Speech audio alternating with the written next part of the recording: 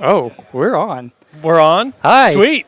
Welcome back. We're back from lunch break now, and we're back to resume. Now we're back. Now we're back. Now we're back. Yes, we're back now. I'm still Oz Schoonover in Lyle Epic form. Lyle Epic form. Oz 2. Oz 2. Looks like Lyle Lowry. Lowry. And we're ready to resume. Everyone's back from lunch, and they're, as I understand it, the plot twist is already set, right? Well, so this, when we go back to the table, you're going to notice that some things have happened. Some models are on the table that weren't there before. They may or may not be Grimmkin. So unfortunately for our players, by bringing down the gate, they have brought about the old witch's plan, and now the Grimmkin are also assaulting Boarsgate, but for their own nefarious purposes. So we're going to go back to the table, and we're going to get the Behold from Matt Getz and learn a little bit about what to expect from this new development where the Grimmkin are. And you can see one Grimmkin force right in the corner there. I wish I could illustrate, but I can't. It's in the top left of the screen. That is a Grimmkin army. There is another Grimmkin army on the other side of the gate.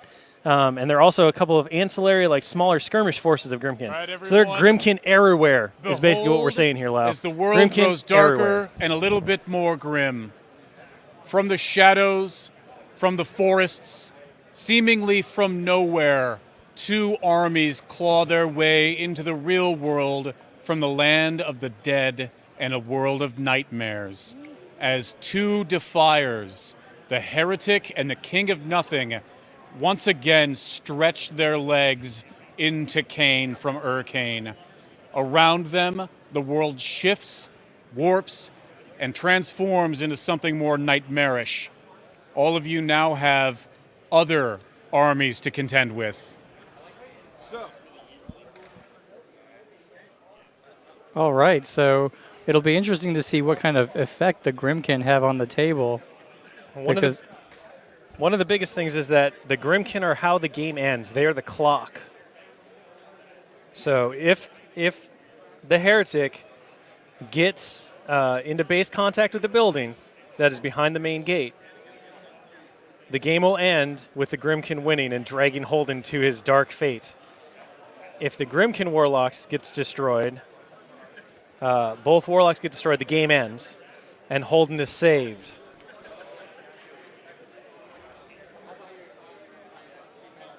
So, as far as turn order, this does throw in a couple of different hiccups because both teams will still do their maintenance phases as normal at the start.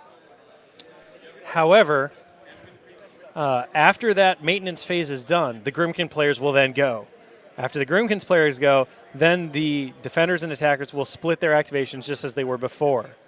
The other big thing is that the Grimmkin players have favors that they can offer. They can basically wheel and deal with the players on the table. And so there's going to be a lot of politicking happening now as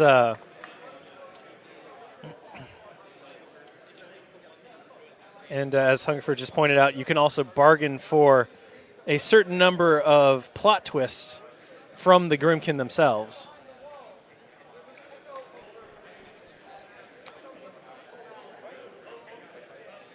And we see that you'll see that our Scorn player, who lost Morgul, has suddenly appeared behind the wall after making a Faustian bargain with the Grimmkin themselves. So he will be taking control of one of the ancillary Grimmkin forces and starting behind the wall in order to get his revenge on Cain and his Hellslingers. So what do you think of this development, Lyle? I'll tell you what, my favorite thing about this game is the plot twists. So being able to bargain with the Grimmkin players for more plot twists, things are going to get really interesting from here. Yeah. Unknown to our players, though, the Grimmkin plot twists don't usually work quite as well or the same way as the normal plot twists typically do. That's going to make it even better. Yes, you're definitely taking a risk.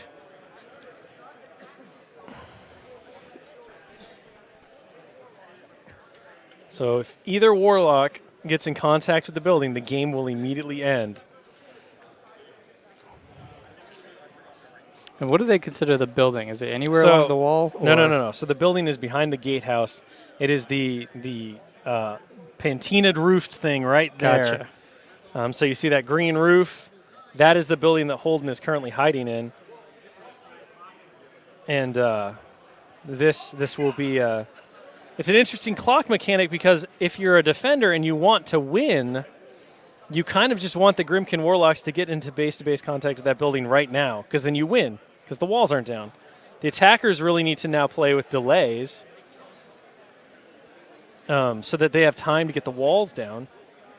Now the trick is, if you care about Holden's fate, which several of these players do, and you have a stake in whether he's a mercenary or a Grimmkin, you obviously have a difference of opinion on if you want the Grimmkin to end the game now or at all, or if you want the Grimmkin to end the game the other way. And that means that in some cases you might see some of the attackers have counter purposes with other attackers and vice versa. Yes, so not only are you working together in a team, but you also kind of have a free-for-all thing.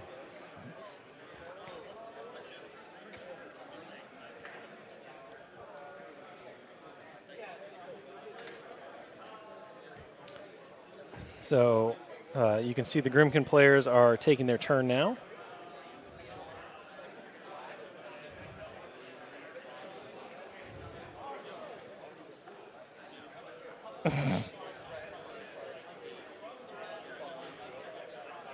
So I believe Jason Souls is commanding one of the Grimmkin Yes. army, right? Jason Souls is commanding the King of Nothing and his Grimmkin, and Will Pagani is commanding the Heretic and his Grimmkin. So there are two different Grimmkin generals, as well as our Scorn player who has taken over control of one of the ancillary Scorn forces.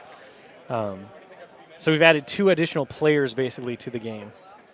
And controlled by two minds that are as inscrutable as the Grimmkin It's true. themselves. Very different. And I bet you it wouldn't be surprising to me if you saw our Grimmkin players even have different kind of modes and goals for this game.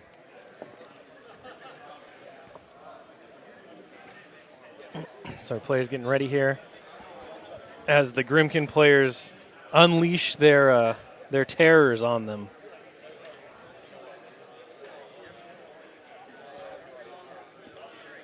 And Hungerford reminding the Grimmkin player that even he can use the doors and hatches to teleport as well.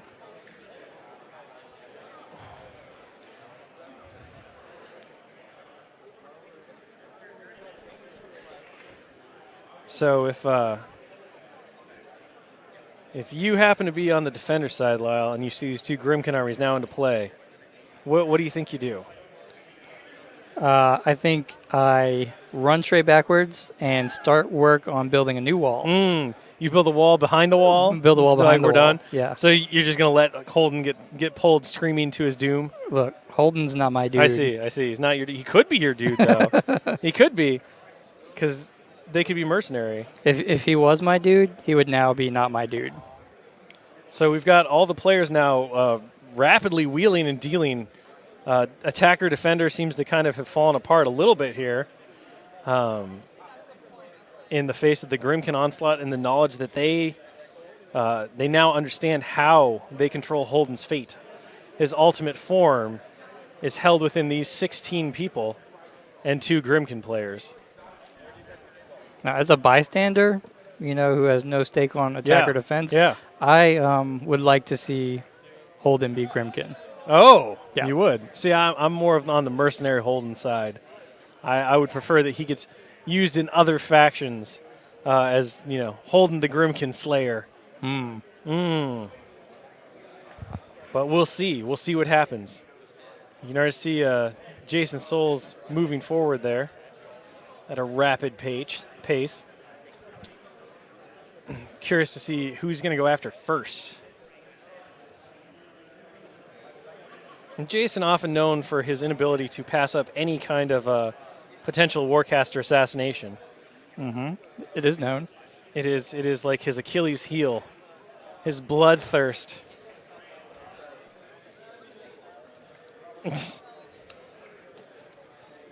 And yeah, the two Signar players, both the attacker and the defender, both Dariuses effectively, since they are both playing Darius, have probably the most control over how this game times out at this point. Because if they want to, they could just clear the way and let the Grimmkin like go running through, or they could turn around and try to kind of hold off the Grimmkin assault.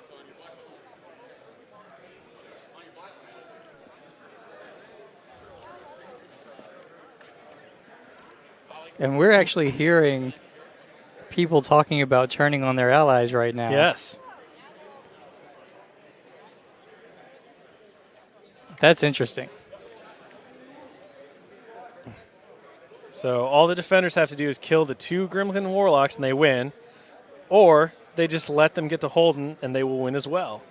So the attackers are in a bit more of a pickle right now than the defenders are, because the defenders have both paths of victory open to them. So as the attackers, what do you do? Well, I mean, unfortunately, the attackers have to kind of divide their attentions at this point. They can't allow the Grimmkin Warlocks to die completely. They also can't allow the Grimmkin Warlocks to get to the house. Now, thankfully, the attackers have a significant points advantage, right? So they do have a lot more forces in play than the defenders do. And honestly, at this point, given all things considered, I think at least one wall section is definitely coming down this turn. Mm-hmm. So that will leave one wall section to figure out. And from there, it'll really come down to what the Grimmkin players do and how the rest of the players kind of interact with this new threat. Some AoEs getting put down by the Heretic, or the King of Nothing, excuse me. The walls have not been damaged yet, remember. So they are completely fresh. Well, one took a sniper round, but then it was repaired immediately. So 75 boxes on each of the wall sections. At a respectable. I believe the wall sections are armed 20. So it's no simple means to bring those things down.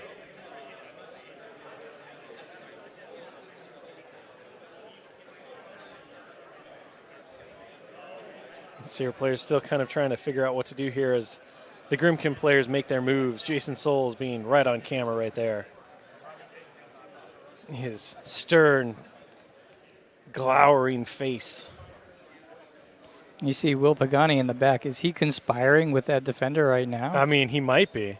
Certainly more relaxed, a lot more affable. Pagani is the silver-tongued devil, as he were.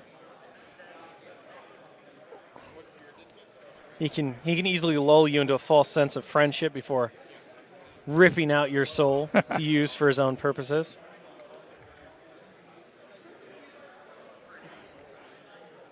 So the invaders are about ready to take their first turn. They have an important choice to make here into which division they'll start with, either 1 or 2, their detachment. Haley 2 did feat right before the last round ended. So right now, all of Arcadius's war beasts are under her feet.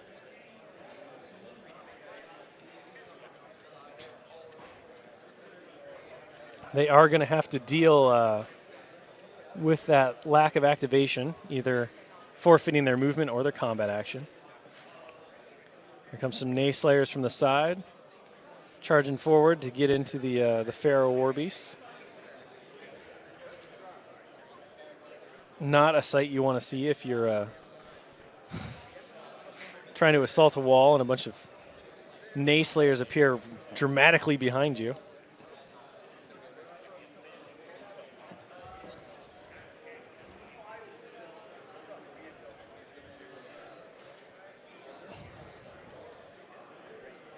You see the other Grimmkin, those murder crows on the wall.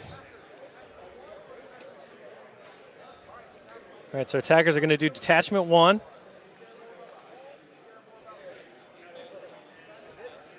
So here we go. Again, remember, the players are now all operating under their own agendas. So while they will win or lose as a team, there are 2 factors in play.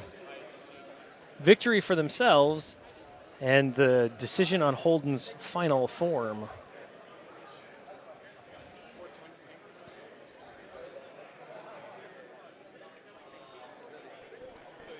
Why don't you tell me what you're So using I your think plot we have a twist for? plot It's twist one of the token default happening here. ones out of the rule packet, correct? Yes. All right.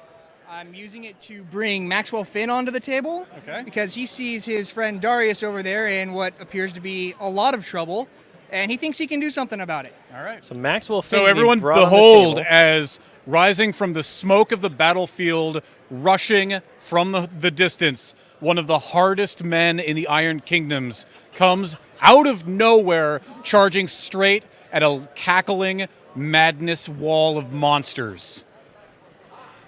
So Maxwell Finn getting put on the table using a plot twist token. This is one of the general effects that players could choose from rather than making up their own GM-approved one. You could bring on a single faction solo that costs 6 points or less, and there are a couple of different options to deploy them. So we do see our boy Finn getting on the table, and it looks like he's being brought in to help hold back the flood of Grimmkin.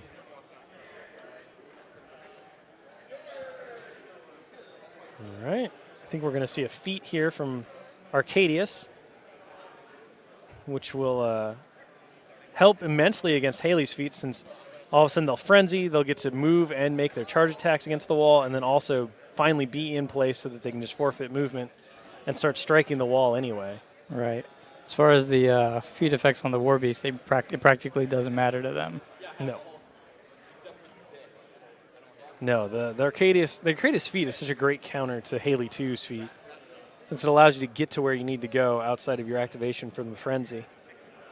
So here we go. So there goes a little razor boar.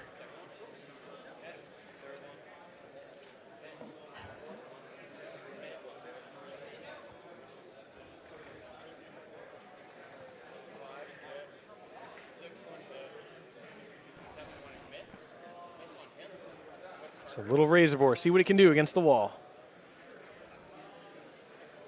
Not bad, not bad. So arm 20 against the wall, off 8 for the poor razor boar trying to bite its way through a wall. That's So 8 it gets exactly. nothing. But, you know, it is just a larger than average boar, not usually known for taking down walls.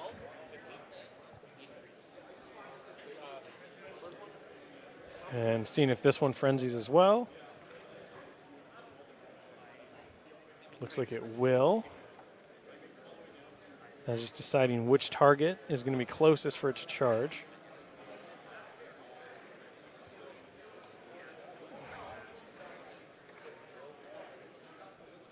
So Finn trying to do what he can against the Grimmkin army. All right, so it looks like it's going that way.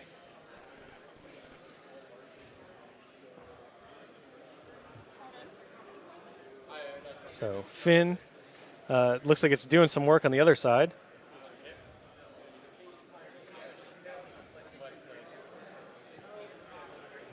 That's where Finn's coming in. You can see him at the center of the table there. So Crabbit lives with 1 point left after 2 strikes from Finn. That is just disappointing. Finn, not quite as heroic No. as we He expected. tried. Not usually known for taking down War Beast too often.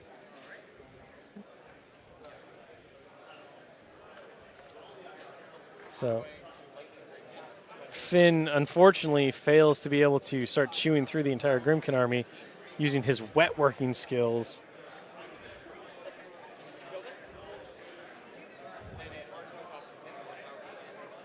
All right, see some measuring going on there. You can see the awesome panorama shot of our players.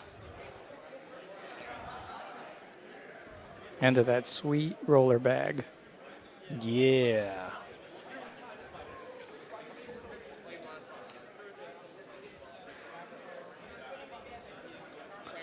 Love to be able to hear the players right now, see what kind of wheeling and dealing's going on. I mean, so much right now. Like, self-preservation's kicking in. The desire to win the fabulous prizes is kicking in. There's a lot of stuff that they have to consider here. And you're kind of surrounded by enemies on all sides. I mean, if I wanted, a particular result with Holden, I might be negotiating with the other side of the table right now.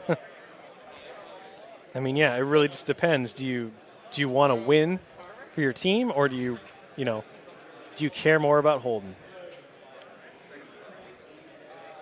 You see the Pharaoh trying to bring down that wall.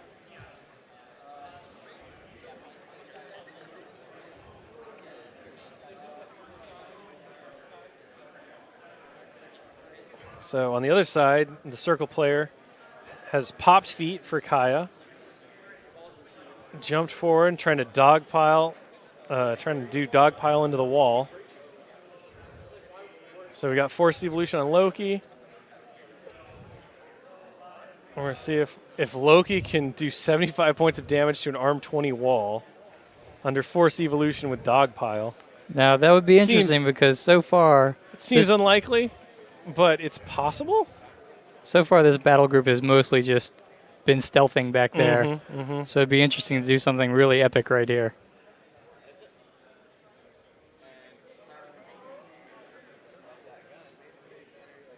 So Getterix can't get in, which I think would really push it over the top. I mean, with super amazing rolling, it could happen.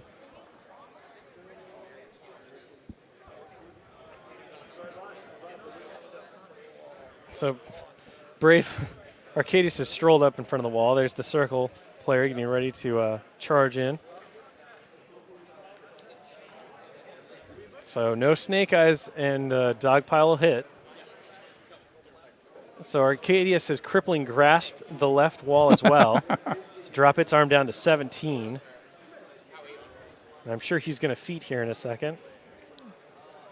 So Forced Evo goes on a Warhog.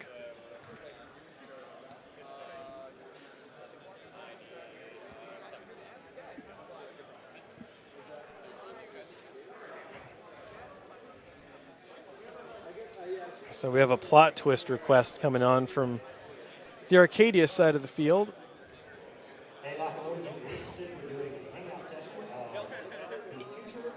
You see the conversation happening there with the players and our GM judges, Hungerford and Getz.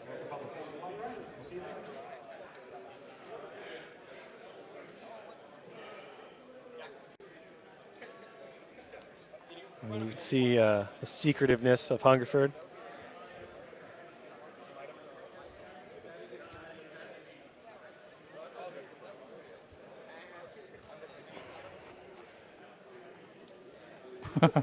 Hungerford right. getting...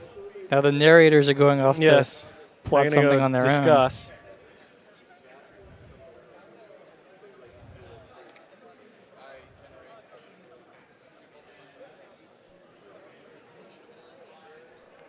Now, what do you think he's asking for?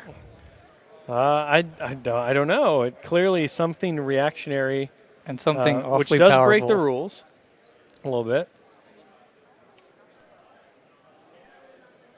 I mean, it's Haley too. She's ultra powerful in the narrative, so I mean, you can get away with a lot. She's a Time Lord after all.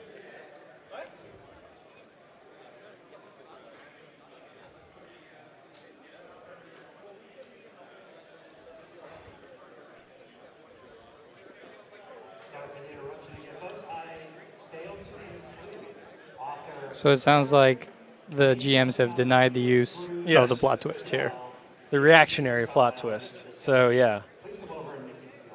All right, so we've got... Looks like we're going to have some frenzied Arcadius War Beasts going after the wall.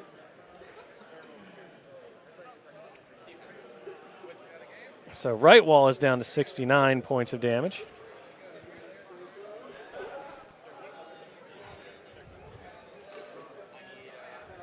See, quick check here.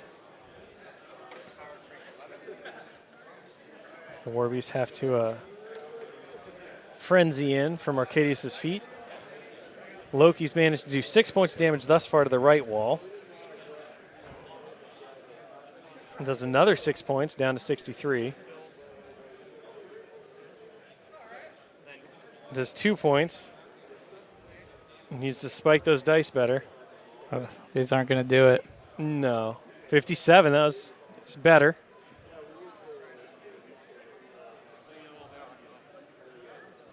So we have a plot twist request happening now.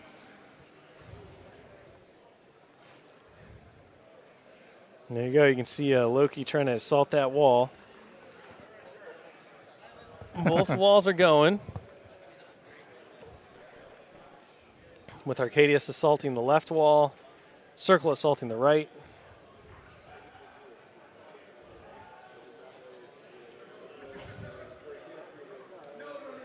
Everyone, as Loki, the unlikeliest candidate for this particular job, approaches the wall, a charge that he has concealed on himself this entire time, being the circle, like a barrel sphere infused with magic, is pitched at the wall and detonates in a huge blast of force. You're sapping the wall using one of the default plot twists, correct? All right, let's see what happens. So the circle player using one of the default plot twists to trade in his ladder token for a bomb token, basically, that can go against the wall.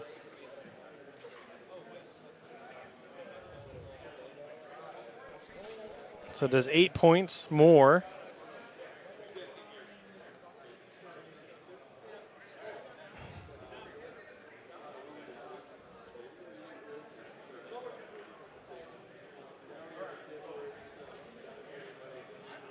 So judges going back and forth, confirming different damage on the walls.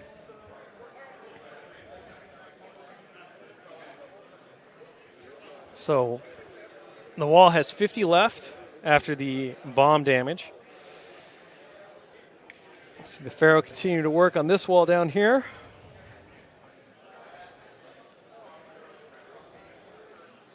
So 6 more points, 61 points left.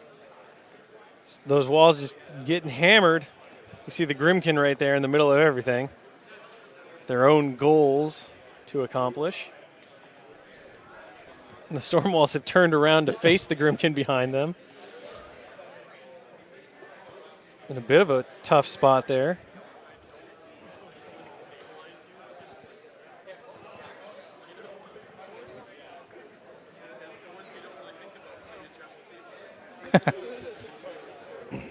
So we have a crit roll against the wall, which our Pharaoh player jokingly says has knocked the wall down. So that wall's down to 54 now. And the other one's at 50, I believe. Getting work done, yep. Loki's running away.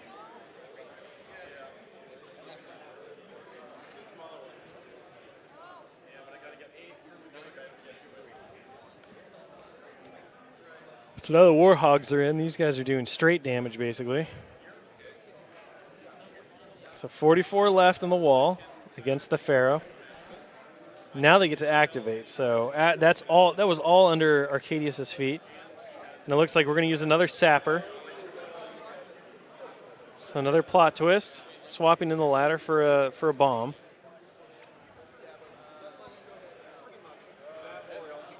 So everyone, apparently it's a good day to be in the explosives business, as one of Arcadius's war beasts comes up with its own improbably constructed bomb to hurl at the wall. So it's another default plot twist. Why don't you see what your sapper can do to the wall?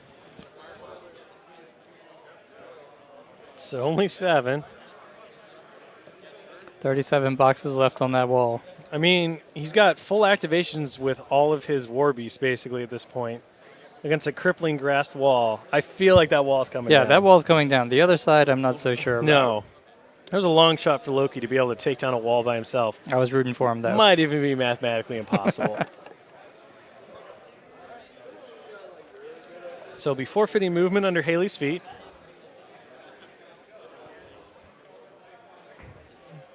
So dice +2 thanks to crippling grasp.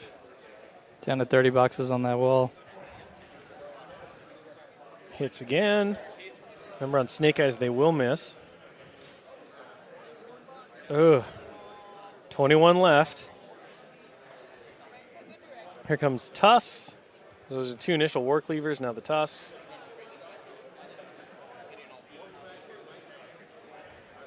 So dice +1. Hits. 6 more points, leaving it 15. Buys an attack with the cleaver, +2. Does not miss. 6 points, 9 left. Needs to buy another attack. Hits. 9 points left.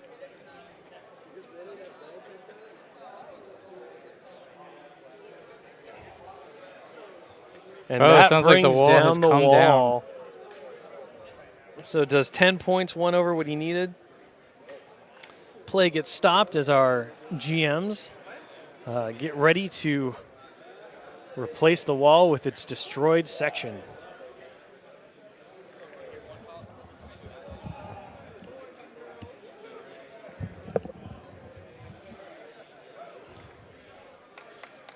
All right.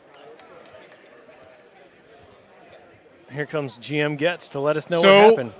Behold, as in an unholy fusion of meat and metal comes crashing into the wall of Boarsgate, and it's appropriate that it's a giant pig war beast that brings down the first section of wall.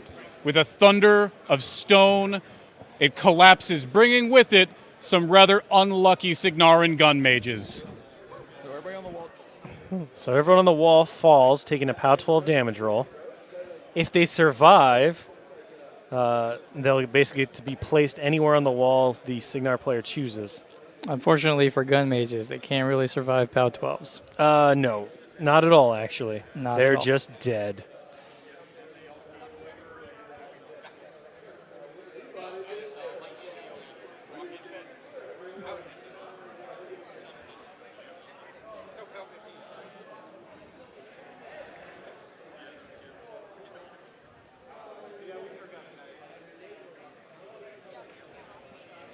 Quick question is if the Pharaoh will take damage from falling rubble, but they're smart enough to get out of the way.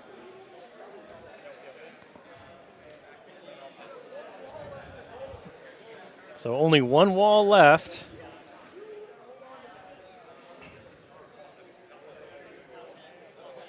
And we'll see. I feel like your idea about Haley reversing time may still try to get wheeled and dealed here. Let's see what happens. There you go. The victorious Pharaoh brought down the wall. Now facing Grimmkin on the other side, being like, what? Those don't look right.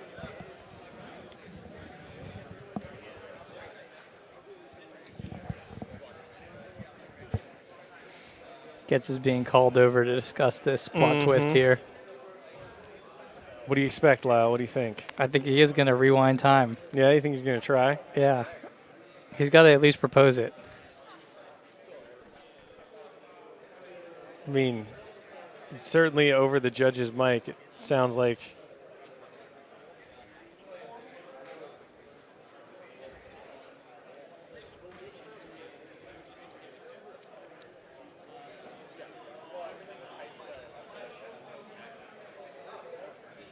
All right, so it looks like we're going to have a plot twist called.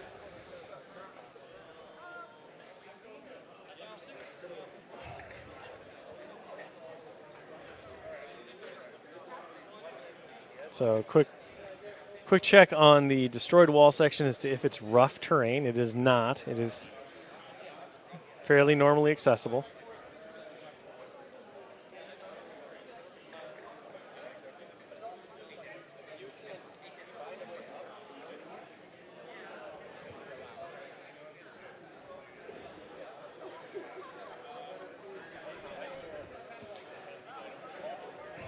See the Grimmkin encroaching on the back of the Crixine force there.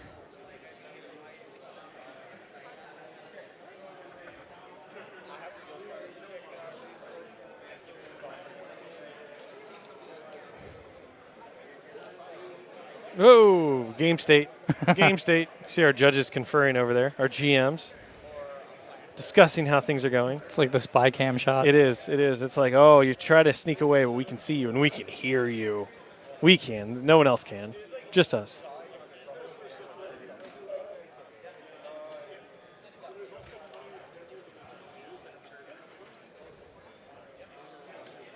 See the Pharaoh using their movement to get up.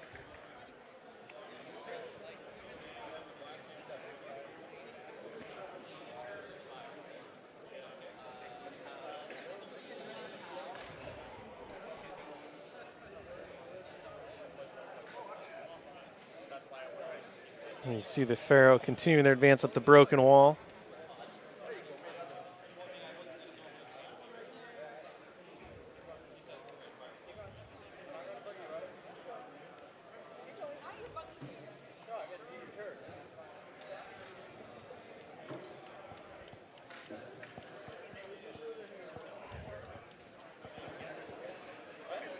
See on the other side of the wall, the last remaining wall section.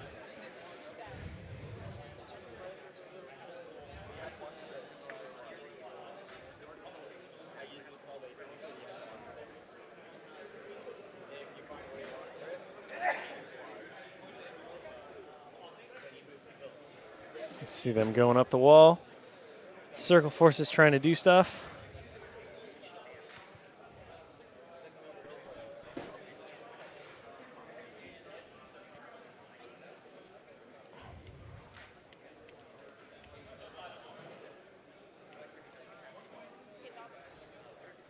What do you think there, Lyle? You're real intent.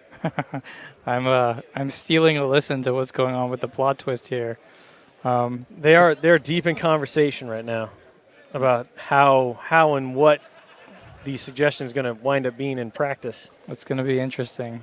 On the other side, though, where the circle's attacking the wall that's from the attacker's perspective, the right side wall, it looks like they're going to have a hard time getting that side down.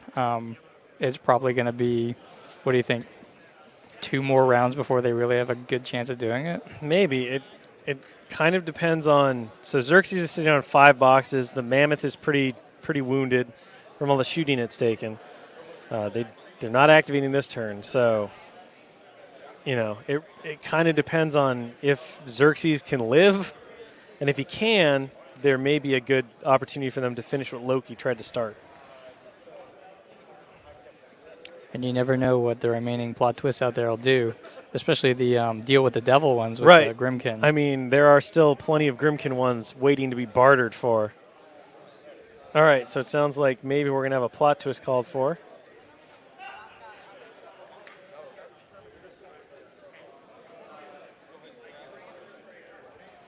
The siege crawler is sitting confidently on top of the wall, even though the wall's being assailed. It is. Where else is it going to go?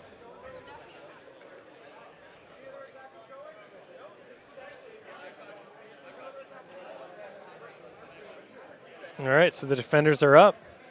Detachment 1 or 2. Let's see the consideration. So 1 is going to go. So detachment 1 is going. See what they can clear out here.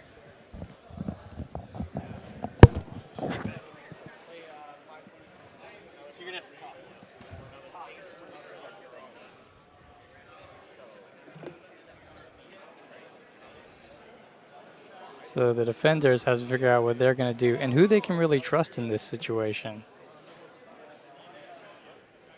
We see a lot of measuring going on, a little bit of thinking.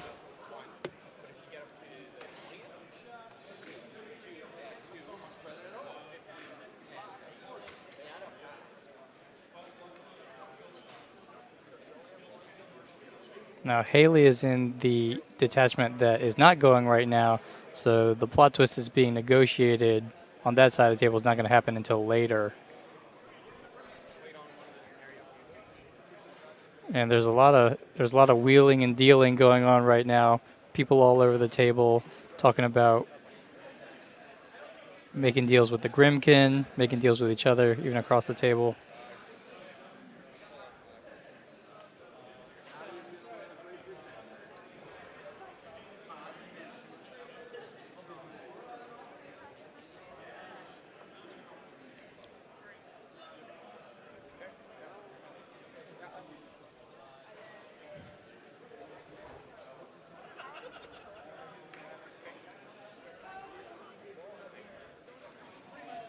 That wall had 50 damage on it, and they're working on healing it.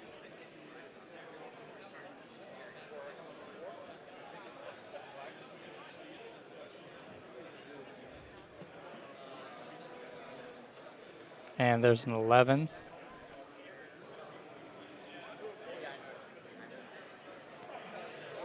And the wall's just been repaired for 11 points. Now it's at 61 points. So now that wall's back up to 61 points because it's been repaired, it's going to, I mean, that chore just got a lot tougher. It did. I mean, it's an uphill battle. All right. the repairs have happened, I have to imagine they're going to try to clear out at least one of those warlocks. Or kill the mammoth. I mean, killing the mammoth would be significant at this point. Yeah. And the mammoth's being attacked right now Yeah. by that siege crawler. Yep, getting the additional die from siege weapon, which is amazing. So good. Now, what's So interesting good. about this round right here is that there's so much negotiating going on. No one's not doing anything right now. Everyone's gotta make a deal Yes. because it's down to the wire. Yeah, it's definitely getting a little hairy for everybody, for sure. I mean, you might see players competing for the favors of Pagani and Souls here.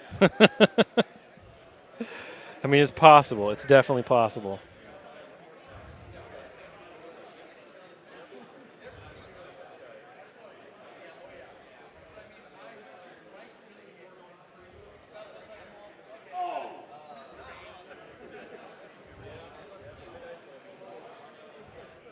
So that attack hits.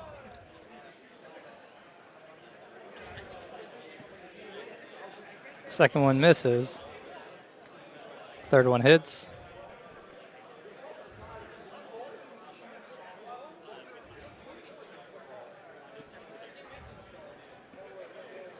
And the 4-shot did 1 point. The mammoth is still up. Still up and fully functional. I mean, it has all of its aspects. I don't know if I would go as far as to say fully functional like the players are saying, but, you know, it's something.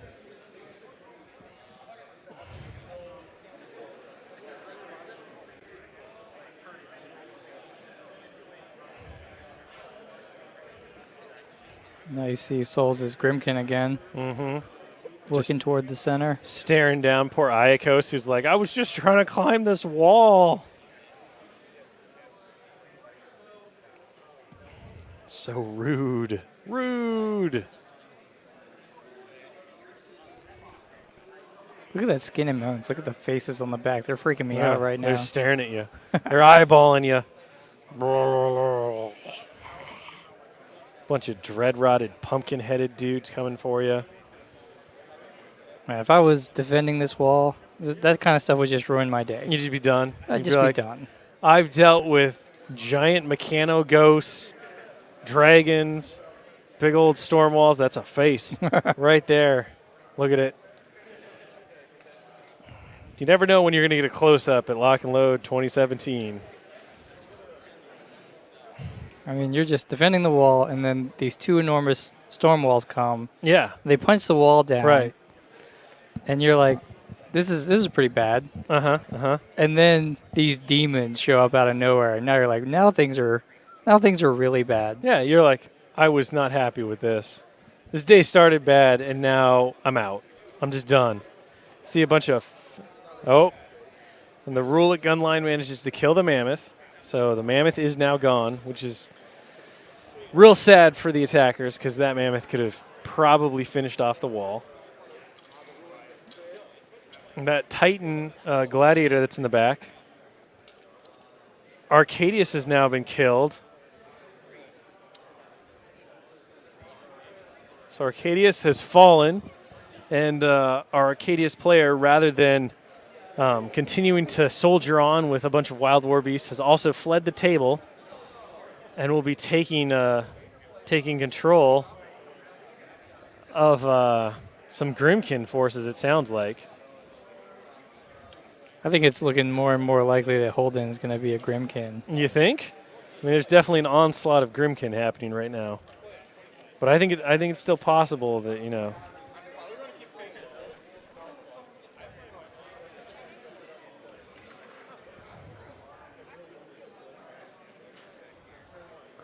Without that mammoth down there, I just don't think they have enough power to bring the wall down. Not while there's a Gallion raining down from above and a siege crawler raining down from above.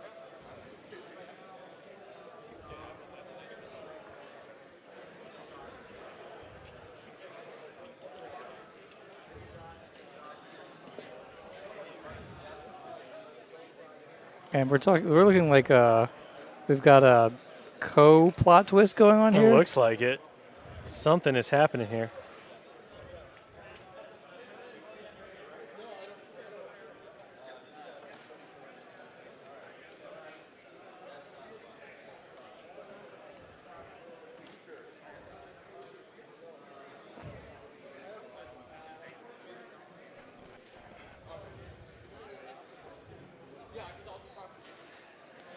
All right, so this is one of those deal with the devil ones that you see there. That's why the Grimmkin players are there.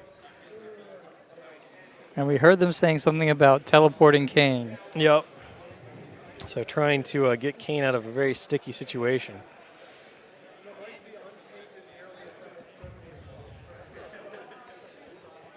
So your player's kind of considering what's going on here.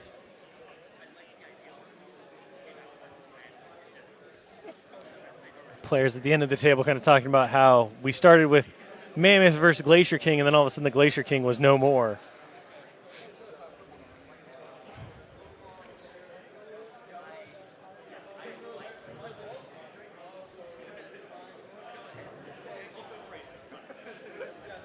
You see Souls possibly cutting a little deal over here in the middle of the The table. last person I'd ever take a deal from is Souls.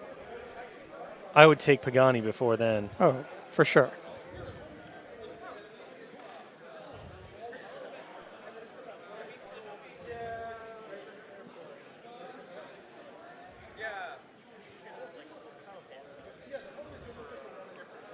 All right, Lyle. What do you think's going to happen here? I think we're getting close to being able to see what's going to happen with that Haley plot twist. I'm dying to know what's going to happen over there. But it looks like that Gallion's about to start attacking Legion forces over there. And we can kind of hear Getz in the background. He's Cackling? I think he's about to announce a plot twist. I think he's just cackling to himself madly. Just cackling. Yeah. It's like the monster he is. Oh, there's Pagani. You know trouble's happening when he's there. Oh, look at him. Look at him. Look at his smug face. Bad deal is in his Yeah, eyes. you can already see it. He's just like, this is definitely good for me. I'm going to crush these little Everyone, kids' hopes and dreams. Behold at the gates of Boarsgate as, under Darius's command, a hammersmith does something that a hammersmith never has before. What is it you're trying to do? Overcharge the hammersmith so that chain attack smite works on a colossal. Chain attack smite on a colossal. Normally impossible, but you're using a Grimmkin plot point, correct? Correct. So we're going to see the consequences of that action. So there you go. So the Hammersmith is being overcharged by Grimmkin Dark Energy to try to smite a Colossal.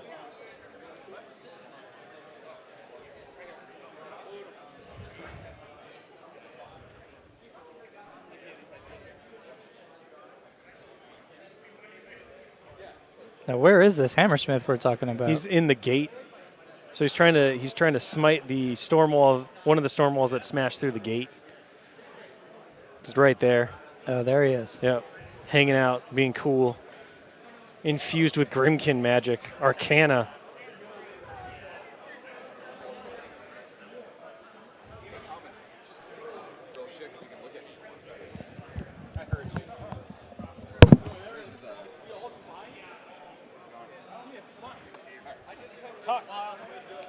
All right, so we've got a little bit more wheeling and dealing. It sounds like the plot twist is about to come in.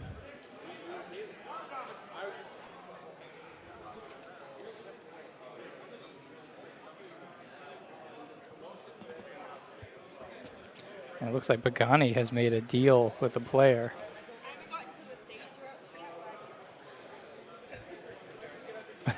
And there we see Pagani and Get standing together. Pagani looks like a man of mischief. He's got the mic now. Oh no, he doesn't have three hands.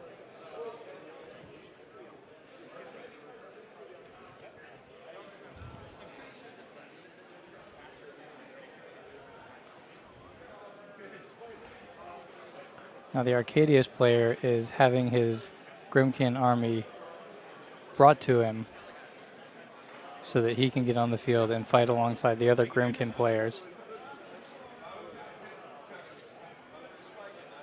So, everybody, he just did the impossible and smote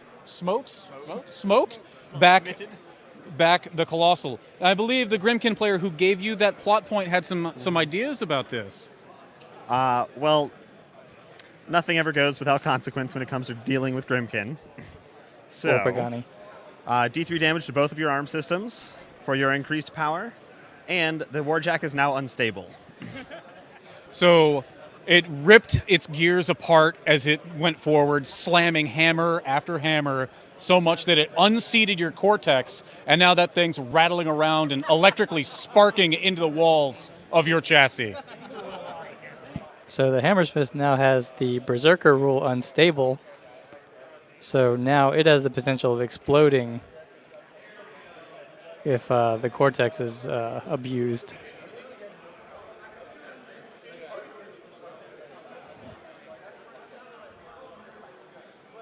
There's that storm wall with his attention turned to the Grimmkin over there.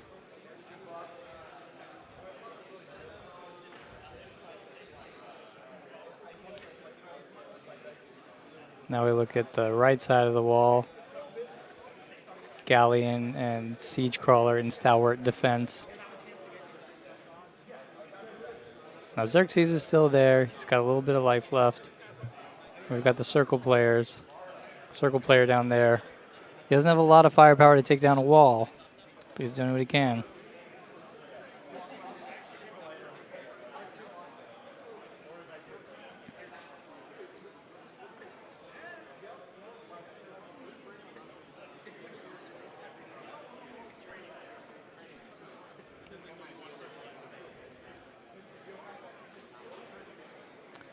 At the bottom of the screen, you see the building with Holden in it.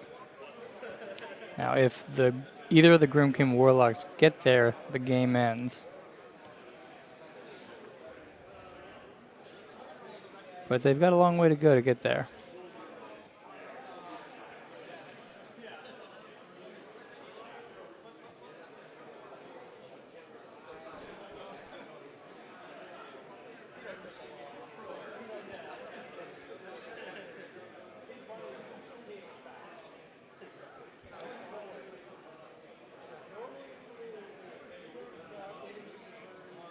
Hungerford is confirming that you can't charge, slam, or trample up a ladder. That makes sense.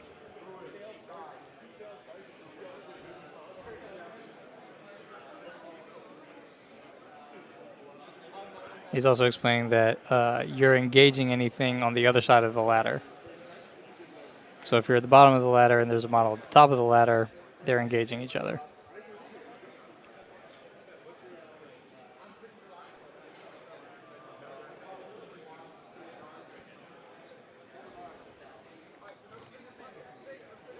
So the defenders are done, and the second detachment of attackers is now set to activate.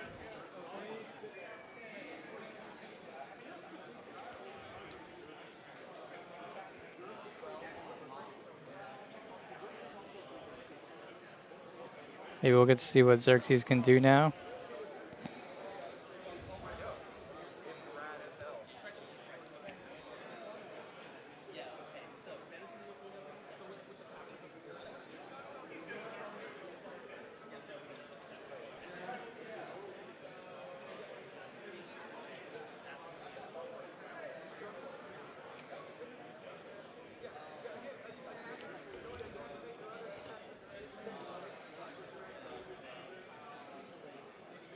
So Hungerford is reminding the attackers that their second detachment is going now.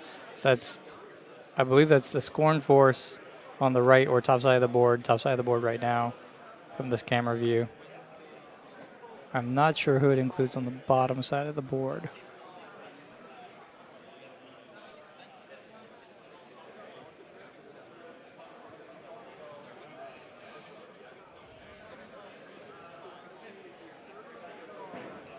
Now, 2 Invader players have already died this game, and they've become Grimmkin, but the Defender players are all still intact, and so none of them have turned yet.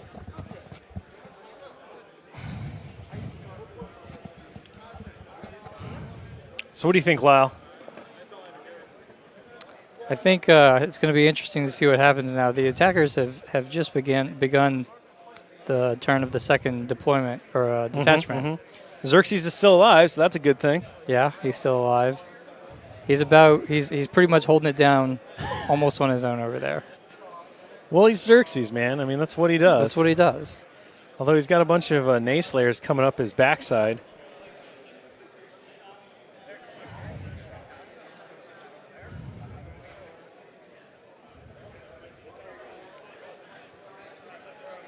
The attack side is getting kind of depleted because they've already lost 2 players now. I mean, they did lose a player bringing down the wall, though. So that seems like a fair trade from their team side. The defense side's still at full strength, though. It is. They have not lost anybody significantly behind the wall. But they have lost 2 of their 3 Yes. defense zones, essentially.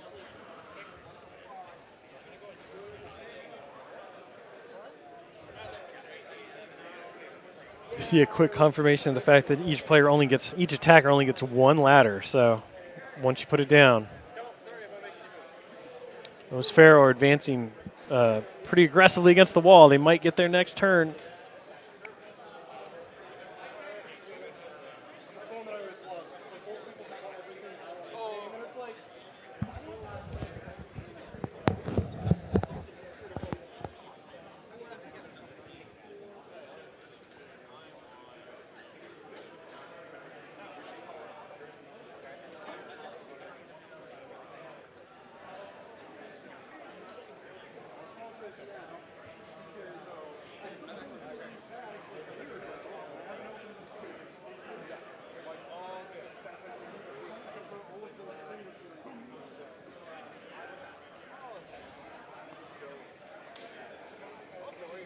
You see some dice being rolled, but it's hard to tell right now exactly what's going on down that side of the table.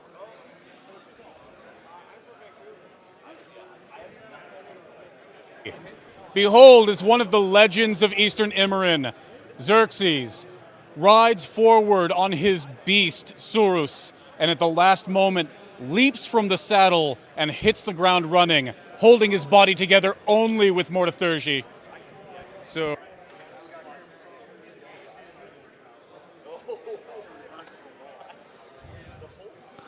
So Xerxes is using a plot twist here and changing forms.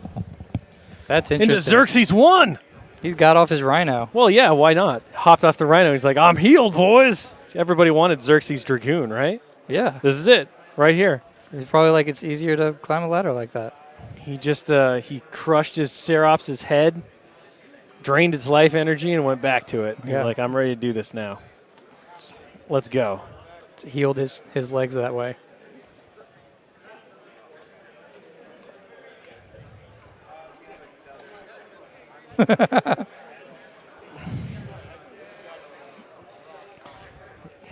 So Xerxes is now going to charge the wall and get this done.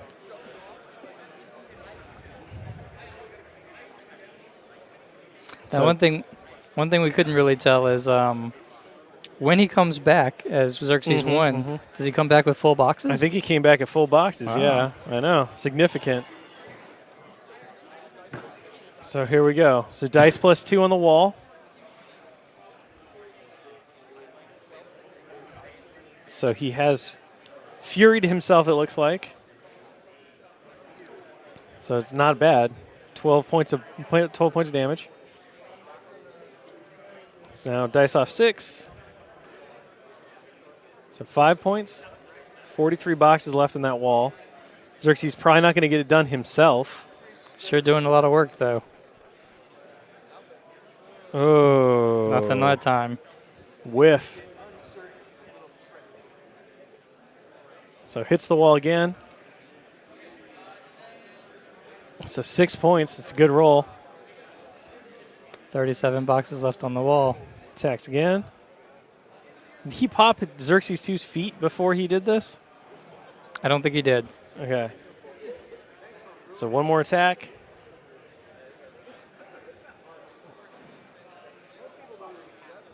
$7 points. 29 boxes left on the wall.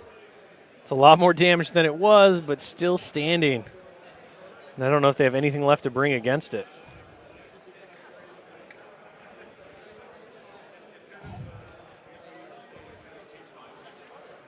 You can see some models. Soul's looking at his different Arcana cards.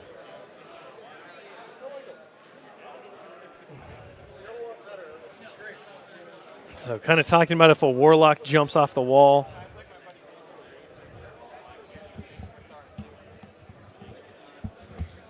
He does have a rope to use So we have do it Bart, safely. We have Bart roping down the wall to charge a pureblood Warpwolf.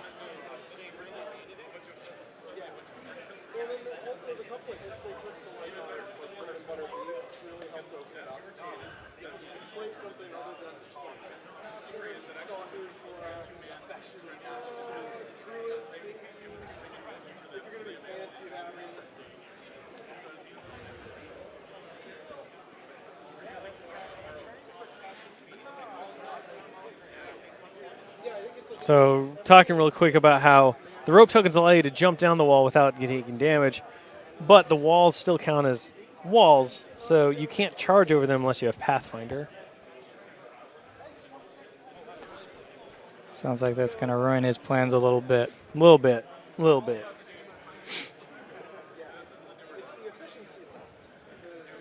See the beleaguered Signarans trying to hold off those storm walls. The overcharged Hammersmith not really getting it done. And that Hammersmith is unstable now. Well, that's what happens when you let Grimmkin energy into your magical cortex, into your robot brain. You go unstable. That should be a normal rule. It should be. Oh, it's the meeting of the beards right there. Look at it. It's glorious.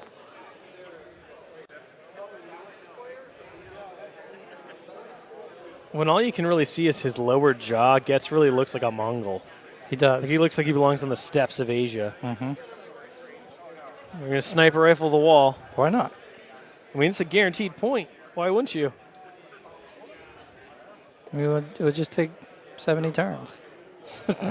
Not anymore. It's 29 boxes left. Just 29 turns. 25 Wall's got points 25 left. On the wall. left. Oh, here comes another sniper rifle. Efreet just doing their thing. If I was one of those defending players, I would be wheeling and dealing left and right. Yeah, right now, yeah. Trying to make a deal. Trying to make a deal with the Grimmkin. Grimmkin. 22 boxes left on the wall.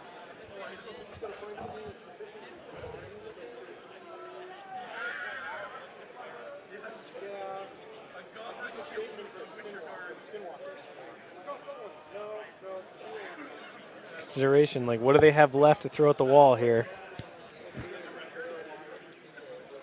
The defenders may have to figure out a way to win next round, or they'll run out of time. Oh my, this is quite the measurement here. So you see that huge measurement.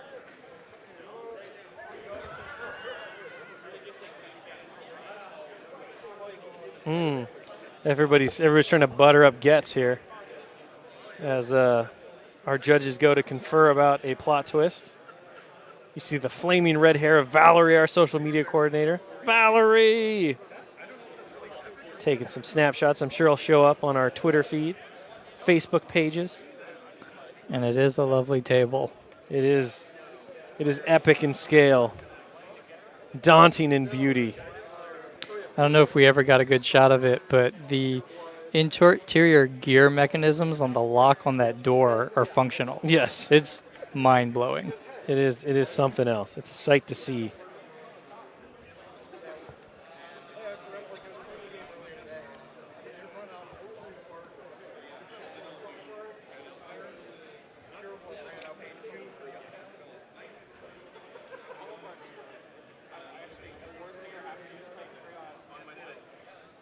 So our judges are still conferring on stuff. Our players are kind of waiting.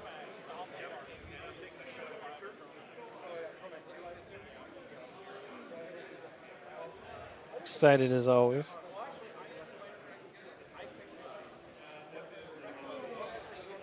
Now, Earlier we heard a little hint about maybe Kame was trying to be teleported. Now I'm hearing something about a teleportation distance of 9 feet. Is it the same thing? I'm not sure. But it sounds epic.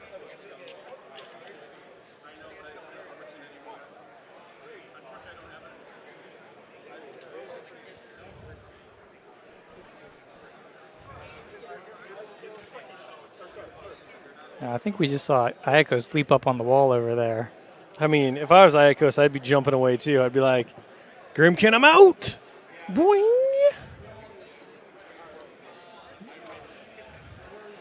But who knows whose side he's on? I mean, Although I think at this point, I think he's just on the side of survival. I think no one is on Jason Souls' side. No, you can't be. You look at that man, and you're like, I can't trust you. Zero trust.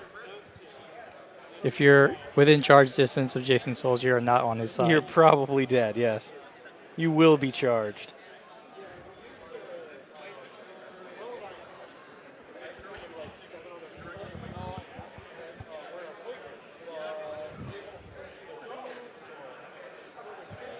Plenty of interesting considerations going on here.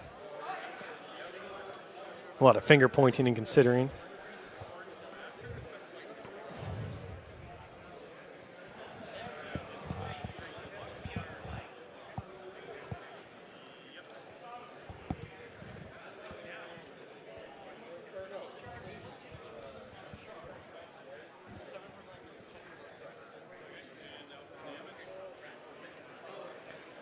Now, if I was controlling a machine wraith, I'd be trying to think of a clever way to use a plot twist with it. Yeah. I would machine wraith. We've got another I plot don't twist know, happening. the as Warlock. We're going to The, hear a behold. The minions over here, correct?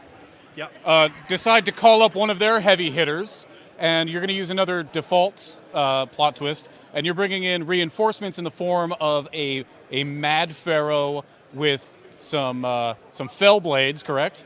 And he's trying to garner favor with the Grimmkin by doing this. So what do you tell them? What it is? What you're promising for them?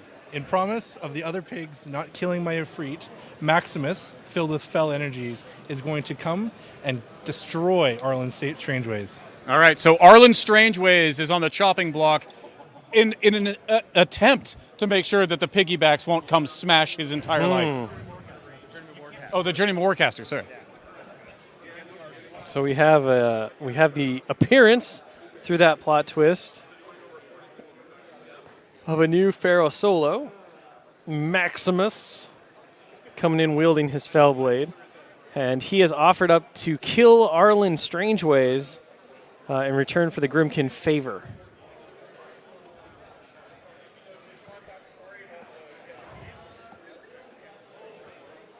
You see the defenders in the gate in that all-important building that Holden is taking refuge in right now. See, Holden should come out and take his medicine. Yeah? Yeah. Just accept his fate Yeah. to be a Grimmkin? Or whatever. The Grimmkin aren't even close to him, though. He needs to run to them. I mean, he could also run away from them. He just leave. You To could do that clarify, Oh, so the Jetjack is going he's changing teams. So we had forgotten that he can't charge a friendly model, which means that in order to pull this off, he needs the power of a Grimmkin deal. Now, Pagani, you said that this is all right, right? Oh, yes. So what does he have to do? He has to... He is going to no longer be an attacker. He is going to now play on the side of the defenders. Oh, so we have an attacker switching sides. Oh, friendly to no one instead? So now our traitor has become friendly to no one. Oh, that's interesting. He is on his own. But now we're talking about essentially man. the attacking There's side there's some having argument lost going on 3 here, players guys. now. Mm-hmm.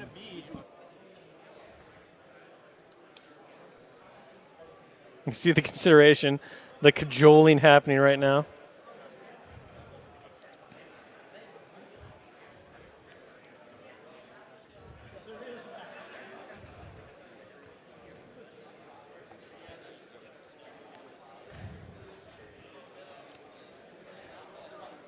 So I think as our players figure out how this is going to play out, as the turncoat gets ostracized After some everywhere. deliberation with the Grimmkin, we have determined that now Lord Carver's Pharaoh are going to be friendly only to the Grimmkin, having made this deal and pulling that Grimmkin plot point out, so you could charge a journeyman warcaster, correct? All right, just making sure. All All right. So with that trade made, it's time for us to make a trade and to swap back Oz into the commentary seat so Lyle can go and put on some production stuff for I'm us. changing right? my form once Changing again. your form once again. It's been a pleasure, Will. It's been lovely. You're going back to your prime form, your epic form. Will maybe one day grace us again. Maybe soon. Until then, we're bringing back Oz 1. All right.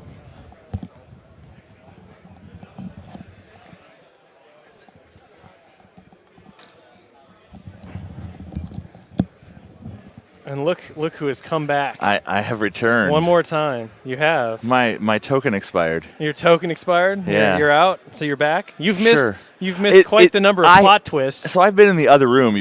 Some people probably even saw me on the cameras. I walked over every once in a while to check. Yep. I was running a board game Grimmkin event of Nice. my own. Yeah. Grimmkin everywhere. at this Grimmkin lock-in everywhere. For some Yeah, reason. yeah. Just an infestation. They're taking over. They are all over the place. I've heard that some players have changed sides. and Yeah, we some just had one other player go things. completely turncoat and now is friendly only to the Grimmkin side. We have only one wall section left with 22 hitboxes. Is that the time No, locked one? no, that hasn't happened yet. Oh, okay. That was only a discussion. that was a conversation. We have yet to see if that's going to Okay. actually take place or not. If we have the Death Jack assaulting, it looks like Darius over there. Oh, And so, I so saw the journeyman is now dead by Maximus's hands, Ooh. completing the bargain that the Pharaoh made with the Grimmkin. and I saw where the heretic is, but how close is Mr. Souls' King of Nothing? I don't think he's that close. He's still in that big group. He's in that of, clump there? of dudes.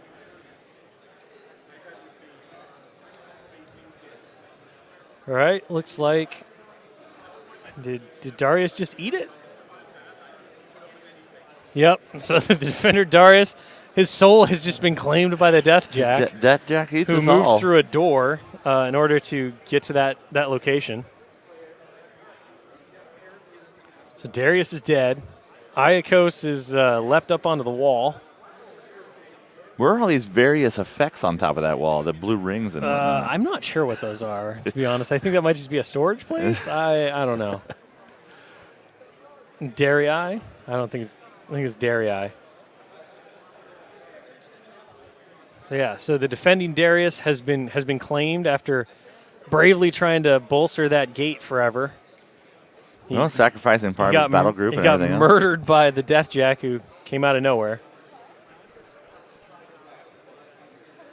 So the Death Jack, went through the door to utilize that. Those doors are an abstraction. They are. They're They are. various sizes. If the Death Jack wants to fit through a door, he'll fit They're through a door. necessary sizes. He's magical, man. Magical. He is hateful, at least. He is filled with hate. Magical hate. Filled with hate. Bedecked with hate, even. It's the rest of the Crix of Force that's up on the wall running from the Grimmkin. So I've been gone for a while, Yeah. and that purple mercenary army behind the gate hasn't moved. No, it really hasn't. It's kind of just hung out And there. when I left, there was a Wraith engine standing there. There was. So a plot twist happened where little Gaston tapped into the future power that he will one day have. Ooh. And was able to mini-feat Spell Piercer on all of his battle group's weapons. Wow. So they were able to take down the Wraith engine. Barely. Did we spoil any of Yes, we Gaston's said that additional things? things? Gaston, too, will have stealth as part of his feat. Oh. Mm-hmm. Was that already spoiled in the slideshow today? No, it was not. Okay. I could not remember what was in that slideshow. It was the Shield Guard a sap and gain his soul when he dies spell that was spoiled. I don't think anything about his feat was actually told. Just his gun and that spell. Yeah, his gun gets way scarier Yeah, his gun is pretty good. when it wakes up. Yeah. Collects all those souls and then just goes crazy. Oh, it's so good. So cool. Gypsy Kiss. Yeah, but now we know its real name. We do. Well, we do. They don't. I thought its real name Was was it in on the there? slideshow. I don't think it was on there. I Was it on don't there? remember. I don't remember either. All right. Yeah, but for anybody that's not in the know, You can watch the video on Yes. YouTube.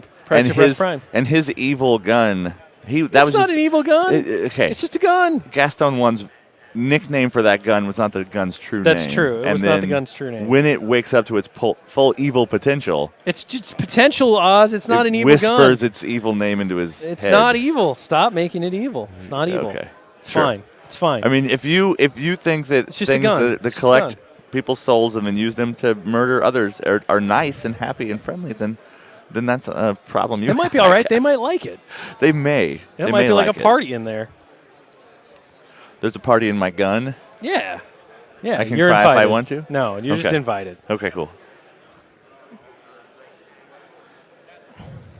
Wait, Souls has been betrayed also? I don't know if Souls has He's been talking betrayed. about don't right feel- now. I can don't hear feel him like he's talking about betrayed. being betrayed. I think he's just being Souls, and he thinks everyone's betrayed him. Okay, yeah.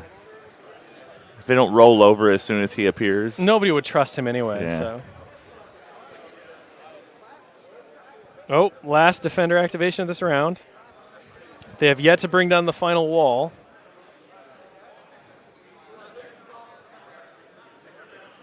Is this when we reveal some plot twist that has been I discussed? think there might be a plot twist call here.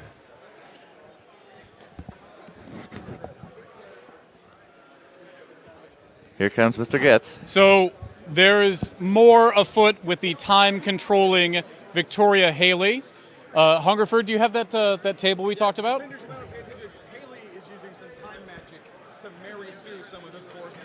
So everyone, behold, as the only warcaster with this control over the flow of time, Superman's the thing back together, rewinding the damage that has happened to Boarsgate. Now, this takes a lot of her attention, a lot of her focus, so she's not going to be able to do a lot else while you have this up, but we...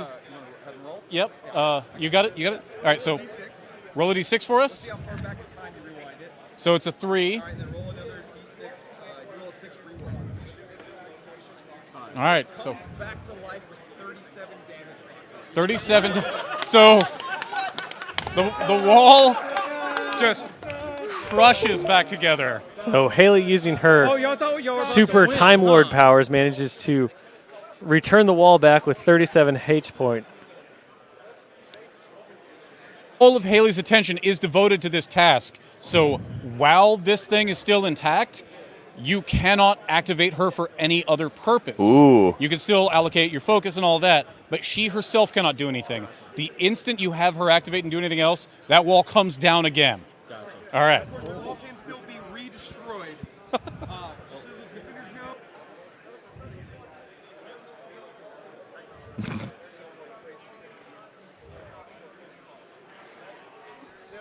So that's a pretty heavy cost, but it's a It big is. It's a big benefit. The inability to activate, it robs you of Haley's spells. Yeah. However, if you look at that side of the table, yeah, there's really nothing there. the defenders are almost all gone. Yeah. But is that a unit of Nayslayers? Yes, but you have across? to assume the Nayslayers actually want to hit the wall. Yeah, but they could have ran up the ramps You without. can see the Hellslingers who got left behind by Kane. Oh. Poor Hellslingers.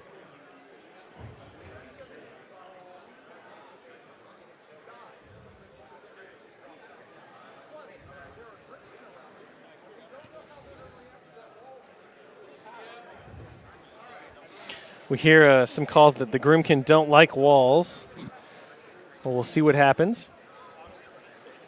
Yeah, this side of the wall is fairly undefended. It's loaded with Grimmkin, so it's kind of defended And those by Grimmkin are behind the wall already? Oh yeah. They started. They back ambushed there. in? Yeah. Yeah, I walked by and saw Pagani Our- telling someone they were going to ambush Yes, our Scorn player who lost Morgul early on sold his soul to the Grimmkin, which is why his troops ran away, so that he could have a chance to have revenge on Kane. Yeah. And those Grimmkin are more than likely going to use hatches. Probably.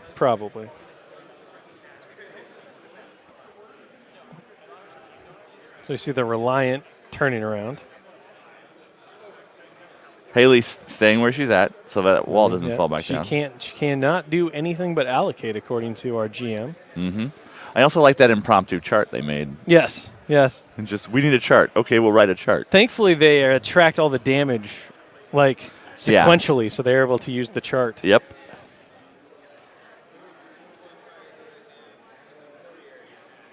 So how many casters are still in play at this point? So, let's see. We still have Xerxes 1, who downgraded from Xerxes 2. Oh, using a plot point. Yeah, he hopped off the Rhino. His ride died, or? It was about to, and then he hopped off the Rhino so that he could disengage and Nice. and go attack the wall. We've got Carver left. We've got Broadsize Bart. We've got Gunbjorn left. We've got one Darius on the attacker side. We've got Iacos. Yeah. I think that might be. We've got Haley 2. Well, and Ashland is still going. And I think that's it. So we've lost two warcasters. and some armies have changed sides. And some warcasters and some armies have changed sides. Oh, there you go. There's one of the awesome view of the Stormwall crashing into the gate. Little Stalker hanging out there too. Stalker's gone on a world tour. Yeah, he's just like, he's everywhere. He loves it. He's like, I got extended control range. I can go wherever I want. Nobody cares. The real question is, what are those storm walls going to do? Because Darius is dead now. So, like, really, the... Well, no, the enemy Darius is dead. That's what I'm saying. Like, their Darius is still alive. So there's really nothing there to threaten them. Like, they could walk inside and just, be a thing. They could turn around and bulwark against the Grimmkin and just be like, no, you're not getting Holden. But it really depends on... I was hearing some table talk Yeah. in there about one guy trying to convince someone to do whatever he wanted to murder things, but not to block souls and his movement to the door. Sure. Like so that the guy was even Grimmkin? saying, you can kill Pagani's army, just don't mess with Souls' army. Oh, yeah. Interesting. There's There we the Grimmkin go. army. King of Nothing there on his little stump His throne. little tree stump. His tree stump throne. Uh-huh. It's one lonely apple.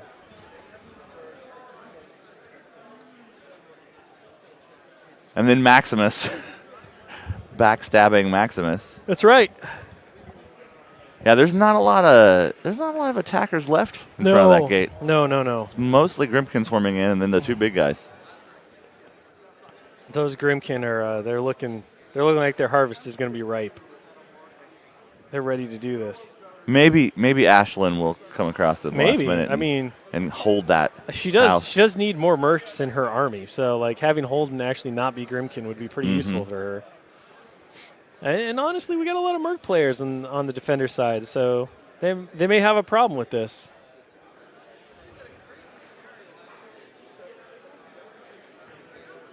I'm kind of surprised in all this time that swarm of flying Legion stuff really is hasn't still on the other side of the It wall. really hasn't done too much. I mean, if that Legion stuff decides to go after the slightly rebuilt wall, and Legion apparently has joined Team Grimmkin as well, so for whatever that means, we're not quite sure. They were kind of already a little bit helping the Grimmkin by trying to knock the doors down, but now they're full on. Now they're full on 100% support. I guess that's the word that just came down. Yep. I'm still kind of surprised they're not. You'd expect that they would go after the wall at this point because they still win. Yeah, but if they've gone full Grimmkin, they don't care about that win condition anymore. I think that they still win their team prize. Maybe. I don't know if you've said you're not on that team anymore. Maybe you're not on that team anymore. Who knows?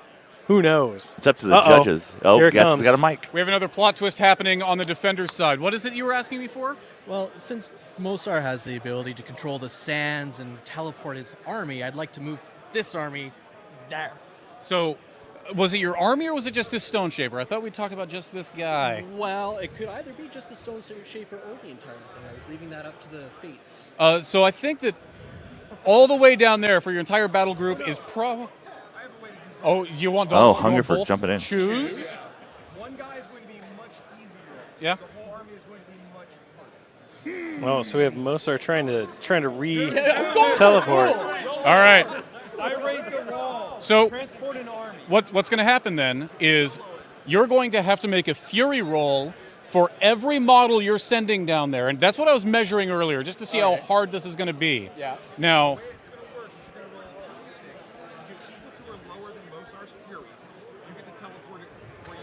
yeah. Equal to or lower than? Equal to or lower? 8 or lower. Yeah. Ooh.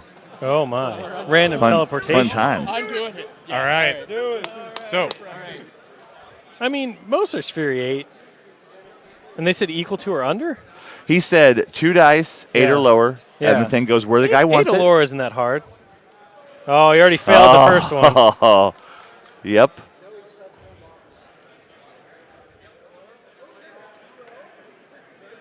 So one of them's going where he wants. So what did he already fail on? I can't really tell what that is. Something I- very tall. And I do not skinny. know what that is. It is tiny, thin-wise. We're dispatching a scout to go over the other room and check. Schick should wave at the camera too, but he can't hear me anymore. What is the report from the other room? It is the shifting stone Oh. UA Oh, command okay. attachment. He's just floating on a bunch of rocks. Yep.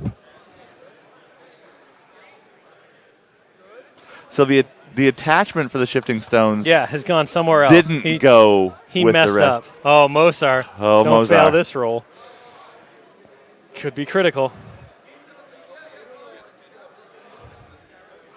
Oh, he rolled a 9. Mozart teleports inappropriately. Oh, dear.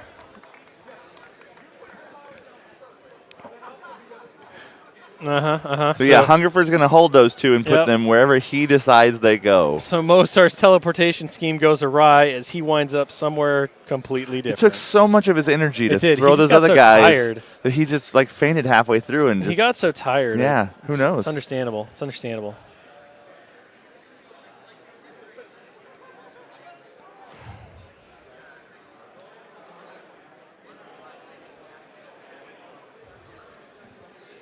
War Room also doubles as a army transport tray. It does. Depending on the size of your device, Yeah. it's perfect. Really depending on the size of a load you have to carry. It's true. It's true.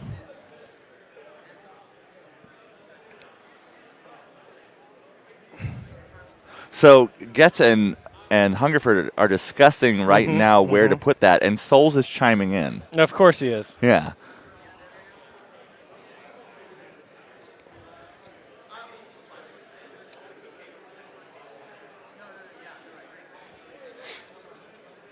So you can see the players kind of readjusting their tactics based on what's going on here with Mosar's sudden teleportation. Yeah.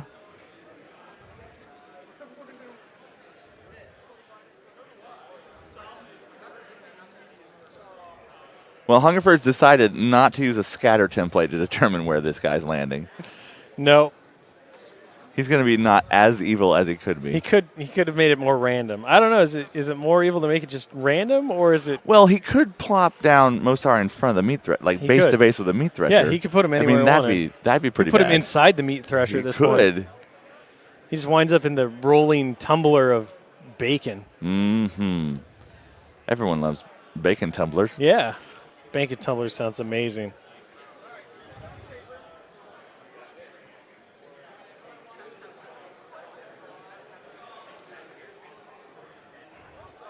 See if we can catch an angle where. So Hungerford's not even on this side of the table. No. He's fairly far away here.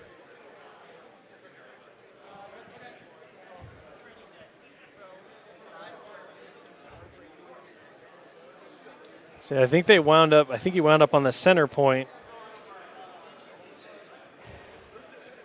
Be interesting. Oh, while all of this is going on and that poor Stone Shaper fades into Urkane's ley lines just to pop right back up where he was again, Gunbjorn on the other side is trying to remember some of his old trencher fortification defense training.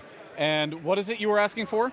Well, so Gunbjorn's feat is called Fortification. Makes prevents sense. ranged attacks from doing any damage. Mm-hmm. So using a plot twist, I want to have him use his fortification skills to give the wall impervious flesh. So All right. He must die. Absolutely. So reaching into the well of power he has, he reinforces that wall with impervious flesh.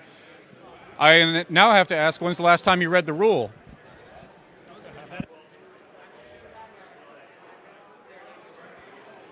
So impervious flesh.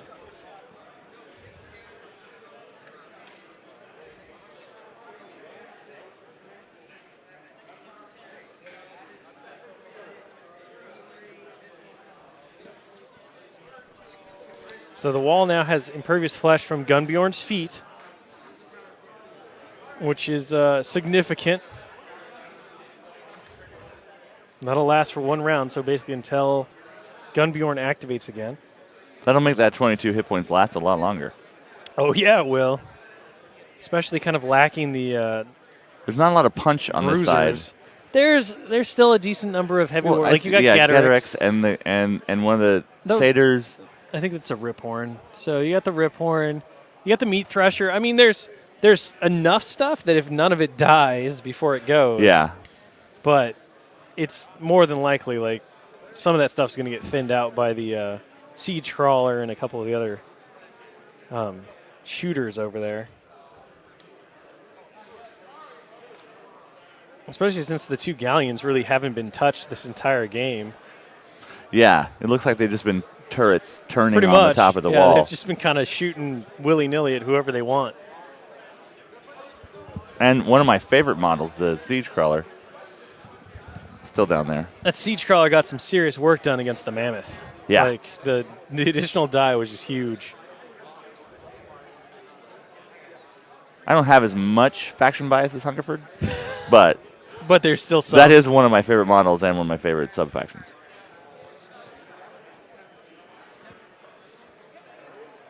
All right.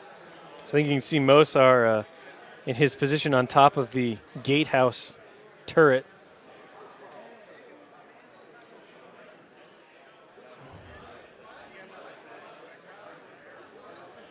Yeah, he got part way there. He went the right direction. He did. He did go in the appropriate direction. He didn't go all the way to the other side of the table. And he can still teleport through those hatches and doors and stuff. He'll get there eventually. So he can catch back up to his army. Eventually. I don't think that command attachment for the shifting stones is going to be a lot of good to anybody. I mean, that shifting for a stone while. unit's going to be out of formation forever.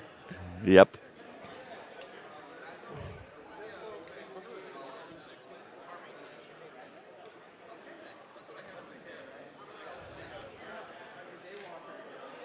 It's a little consideration for.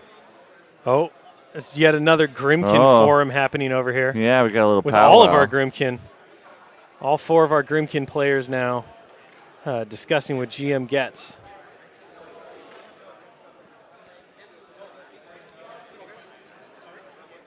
See Mike Ryan, our publications director, just hanging out, getting a little bit confused, of encouragement. wandering around. Lost, maybe. Probably. Much like Holden. Yes. Holden the Lost.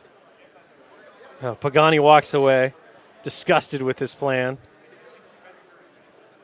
He wanders back, ready to wheel and deal.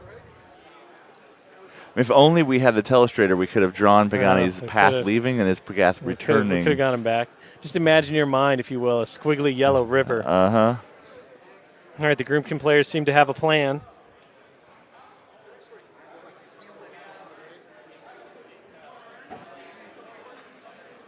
Hungerford reinforcing rules about what it is possible while traversing the wall and what's not. It's really only charging. Hungerford's sniffing his notebook. It's full of all kinds of tasty, Is it? tasty notes, I'm sure. It's just got all kinds of like food stains on it. A bunch of different hot sauce splotches. It's really hard to say. Oh, Bart rappelled down the wall. He did. At some point. He did rappel down the wall in order to charge, but then he couldn't charge because he didn't have Pathfinder at the time. So he just kind of hopped the wall and did a little bit of work. Braving the threats. Or are we allowing people to buy plot twists from the Grimmkin? They can deal with the Grimmkin to gain Some Yeah. infernal power. We've already seen a couple of them used. Yeah. For instance, the Darius Defender player tried to use one to be able to allow his Hammersmith to smite the storm wall that was in the cave. Yeah. It failed miserably, and now the Hammersmith is unstable. If you hit it just right in the knee, Yeah. You could send it flying.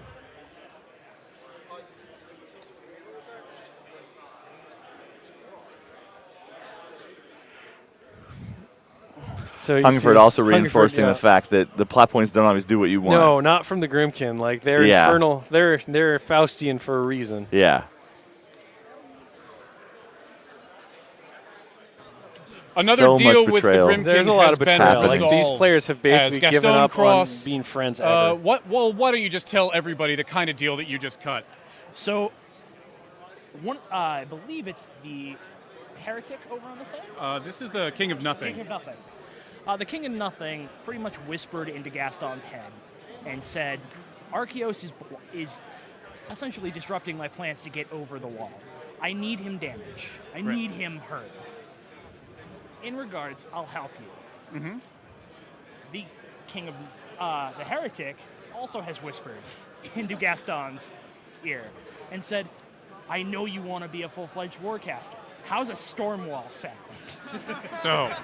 So, Gaston has worked his magic, quote-unquote, to have the ability not only to gain reposition 5, to get his control range within that storm wall, but to activate said storm wall as his own war check.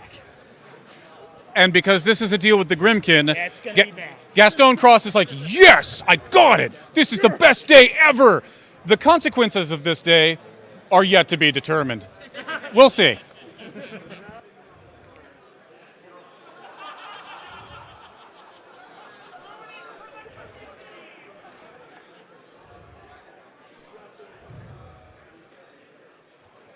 So this costs 2 Grimmkin plot points to reactivate a storm wall with Gaston.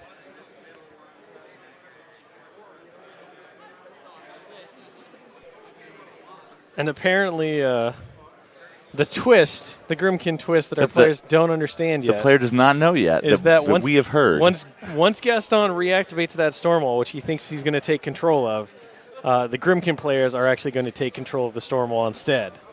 This is why you don't cut deals with Grimmkin, because it doesn't ever turn out well. Well, and Gaston is still not on the Grimmkin's team. Correct, he is not. He's still trying to defend. Yes, he's still trying to do his thing.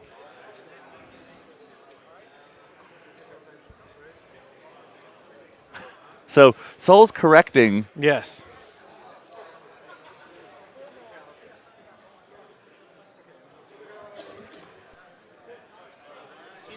Everyone, behold, my friends, behold, as this storm wall comes rumbling, its cortex activated after having lost a connection with a different journeyman warcaster. But what Gaston doesn't realize is that the Grimmkin, who are littered on the field, have spent their time and their effort making sure that there are sufficient gremlins knocking around inside that thing.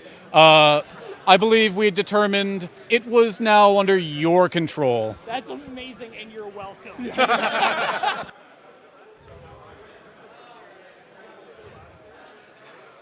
So now there's a gremlin-run autonomous storm wall for the Grimmkin. One of our non-staff Grimmkin players just got a storm wall. Just got a storm wall. Yeah, run by gremlins. I can imagine that. I could see it. Yeah, They could. They could get do in it. there. They could do start it. Pulling I feel on like it things. needs to have some random wonkiness to it, though. I imagine that they're outside of it, picking its feet up and moving it, like 9 of them per just foot. like, kind Yeah. of like a weird marionette. Uh huh.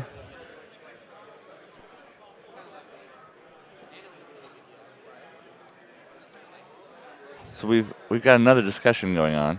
Mm-hmm.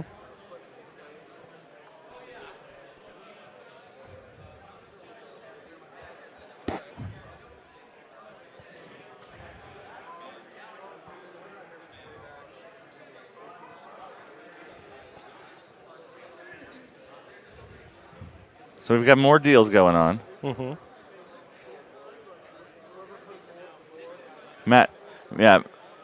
Matt Getz will soon tell us what's going on, but there's been another deal that Bart is now making a deal with the Grimmkin.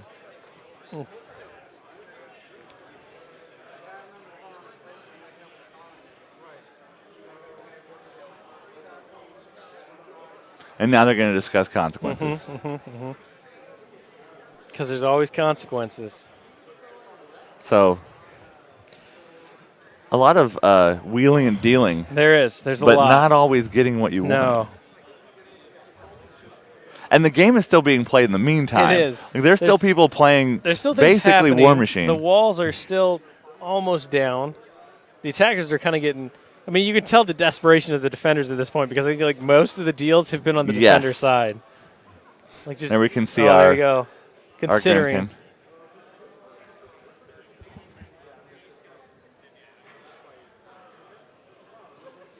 Our Are we pulling Matt Wilson into this discussion for his seems as if his input on seems how as if he has taken a part in it. How horrible the consequences of his deal could be? I guess. I mean, that's an unholy alliance right there. I would not want to be the person cutting this deal. Yeah, a lot of the ideas behind the Grimmkin came out of Souls and Matt having conversations. Yes. That's why there's a horse with a face coming out of its mouth and a face coming out of its mouth. Yeah, the vomit horse. Yeah, and various other terrifying things. The Frightmare. That's how you have to say its name. I don't think Frightmare. I don't think I can do that. You can. Maybe I'll just record you on my phone, and every time I'll pause, hit that button, yeah. and then make it like a little soundboard. Another deal has been made with the Grimmkin. Behold as... what was it you were asking for again? Bart to channel his inner fighting spirit into his Gallion to give it overtake. So he's inhabiting all his focus into that Gallion to give it overtake. Yes. And this is a deal with the Grimmkin, so that absolutely happens. So why don't you make your first attack, and then you and I will talk in a second. We'll figure out what goes. Yeah. Go ahead. Bart's trying to loan his own overtake go ahead. to his Gallion. Go ahead. Yep. By putting extra juice into it. Yes, by imparting his personality into it. And there is a chance that this could get him close enough to attack Carver. Yep. The goal is to kill Carver at this point. All right. So we're going to see the outcome of this here in a second. So here we go. Gallion charges down off the wall in true giant robot style. He might have side foot slid down that wall. Just like a half pipe of some sort. Hmm.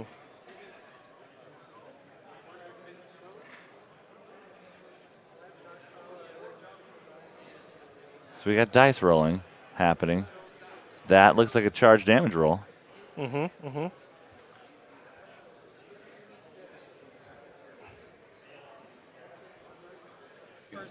So your first attack, why don't you make your keep going until you overtake. Yeah, keep going until you do that. So attacks are happening. And they're still keeping the full consequences secret. They are, yes. We don't know yet what'll happen.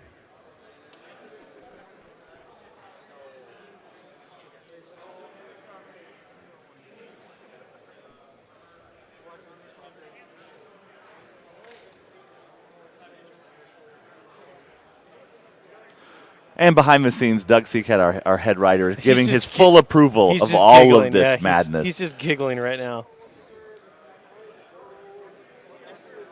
All right, see some dice being rolled, attacks being made.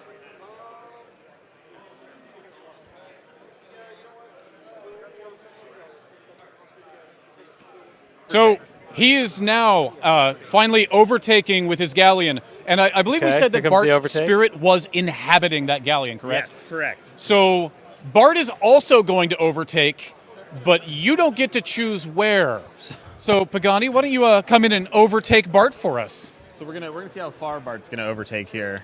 All right. He's gonna be going 3 inches. 3 inches. All right. So Bart now he moves 3 inches by Pagani. Bart has lost himself in the fury of inhabiting this thing, and his body's just wandering around. And so will he. The Grimmkin powers once again asserting themselves as the dominant force. So free strike happens on poor Bart. He walked away from something.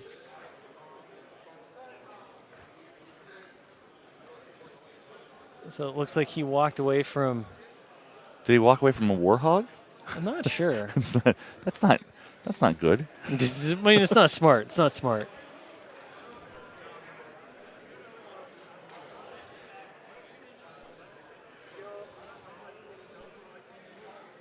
You see players kind of considering what's going on here.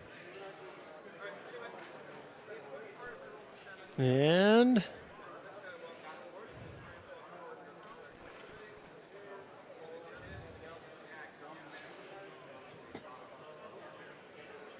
There's still a lot of heavy war beasts. There are. I mean, within easy range of that wall. This side, for sure. Like, the Carver death is super important here for the defenders, because I think if Carver goes down, it's going to be really unlikely for the defenders to be able to take down that wall with Impervious flesh right now.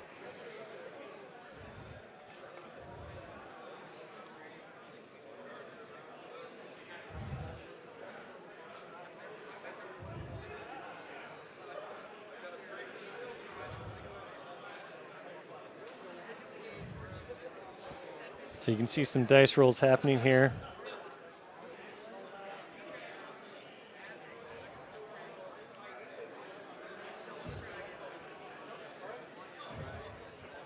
So several attacks being made.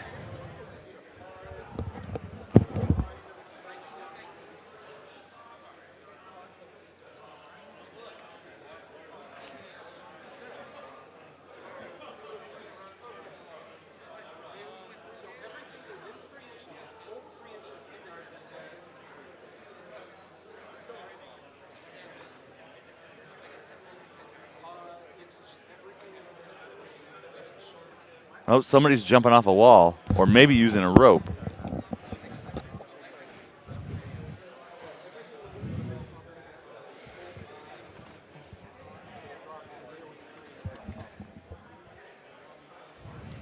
So we got models coming out the wall.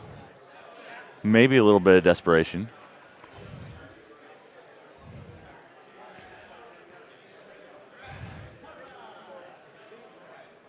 And we are very close to another little break, like a 5-minute bathroom break in between rounds.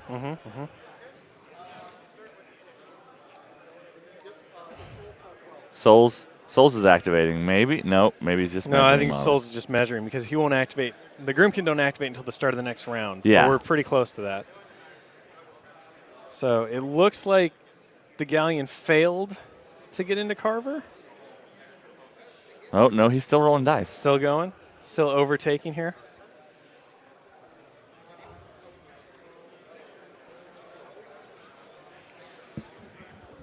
So the Stone Shaper, who didn't go with his rest of his army, just That is lost healing Stone things. Shaper. He's like,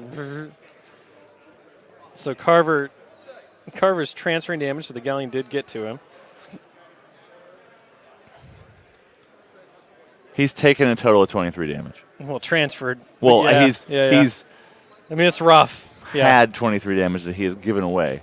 He's not going to have a battle group left at this rate. No. It's going to be rough. So got a Meat Thresher, though. Meat Thresher up the wall. Still see at least 2 Warhogs, though. And a gun boar. And maybe something else. There might be something else in there. All right, so I think that will wrap up round 3. Mm-hmm.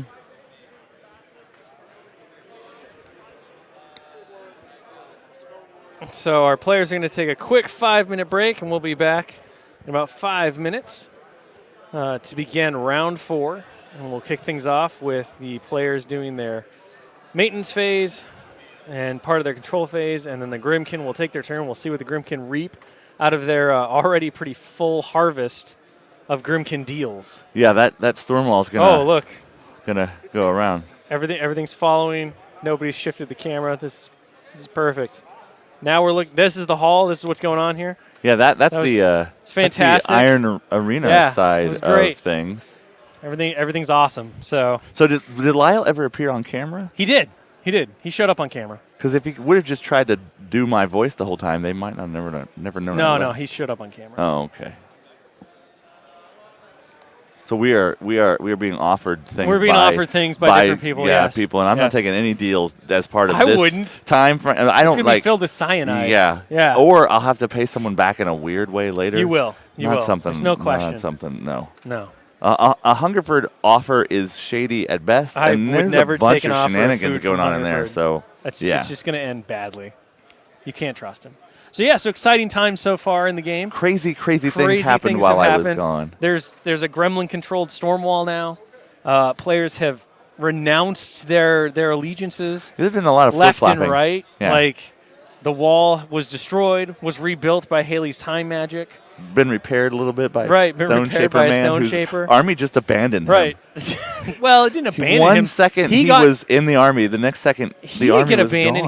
gone. He took a wrong turn through the ley He might lines. not know that though. He might not. He He'd be wa- like, Mosar I'm wasn't pretty sure like, I'm here. okay, guys, hold on to your underpants. We're No, I gonna see, jump we're down gonna there. do this? He might have just been like this, and then all of a sudden, He's blink. a Stone Shaper, isn't he? Supposed to be like one of the primary people who deals with ley line travel.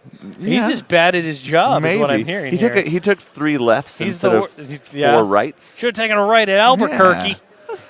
It's like Bugs Bunny. Uh-huh.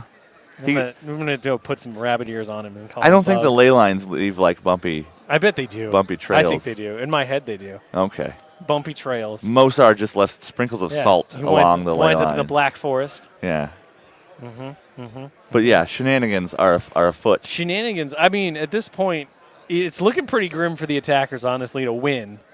Because like several of their group has just said, "Screw it, I'm with Grimmkin." Yeah. Yeah. They had bigger armies going in. They did. They took casualties, and now they're taking defections. They've lost 2 of their warlocks. They've taken a pounding. The Grimmkin have shown up and now are pressing against them as well. Yeah. So and then we have all these players who apparently want Holden to be basically doomed. Sure. They don't seem to want they want Maybe him to they just prosper like and the live. idea of owning Hollow Man Holden, the model. Maybe they don't care about anything else. Maybe Right, they're just this is hobbyists. what they want. This is what they They're want. like, I want a special character. I'm sad Hollow about Man this. to I paint. was rooting for Holden to make it out of this, and like the more Yeah. I watched, the more I was like, it's probably not going to happen. Mhm. Like the Grimmkin players, Paganian Souls are just having a field day because everyone's wheeling and dealing with them. Everyone. Well, and there's despite still how a horrible it possibility- winds up. There's still a possibility other players might become Grimmkin players as casters die. And all They that might, kind of right? stuff. Like, I mean, it definitely could Yeah, we happen. don't know. But right now, nobody seems too keen on going after the Grimmkin Warlocks, and that's the only way that poor Holden's going to make it Oh out of yeah. this.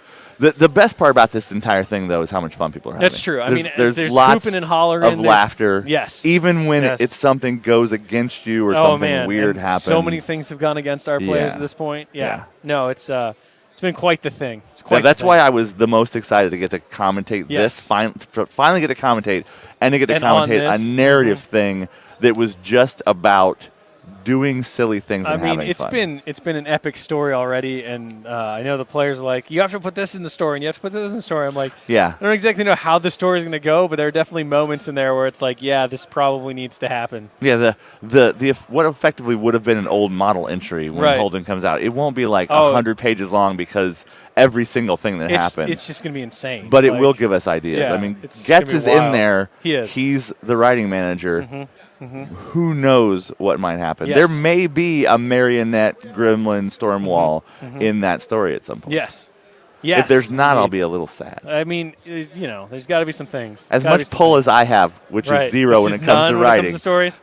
I'll put all my power All of into it. getting Yeah. like weird. You can make a puppeteer. Grimmkin deal right now. Yeah, no. Get yourself the no power More, no to more affect Grimmkin. things. No more Affect Grimmkin things. deals. It sounds, the Grimmkin deals are behind that wall. It's true. It sounds like actually some Grimmkin deals are happening right now between our judges and stuff.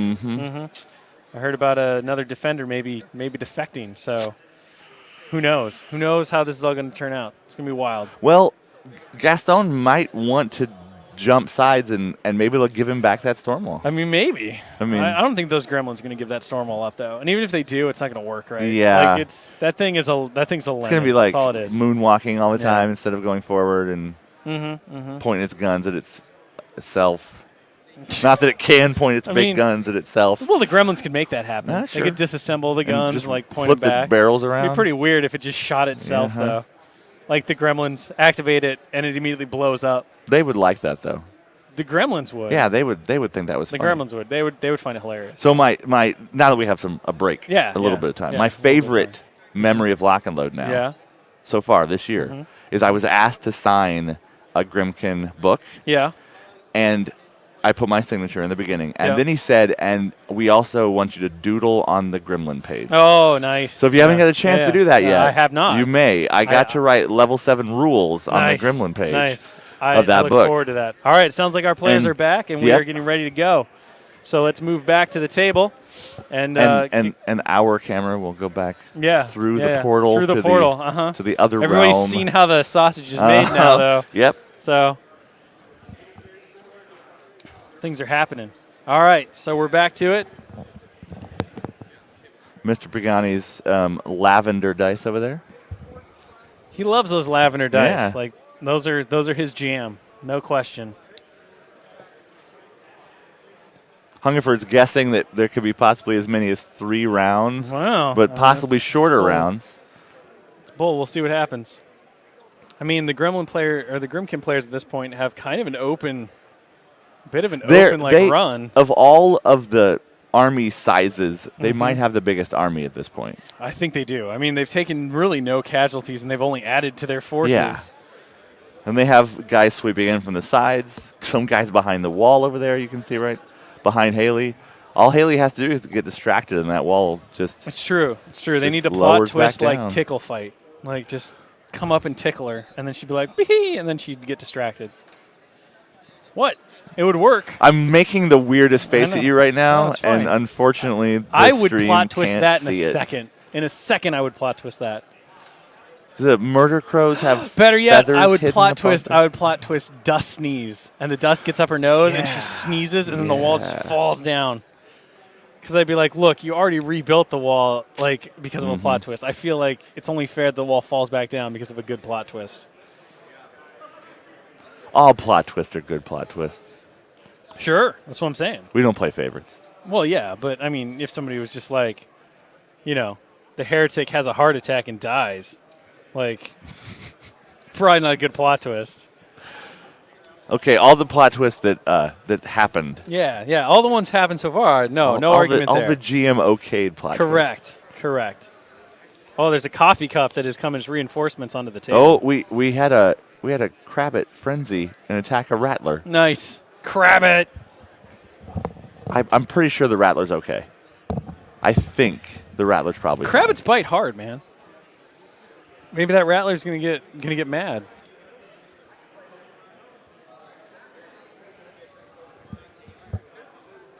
So we'll see what the Grimmkin wind up doing this turn.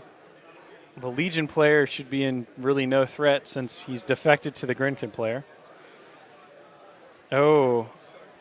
Oh, Seraph so we had some other frenzy frenzying. charged. Yeah. He's kind of falling apart here.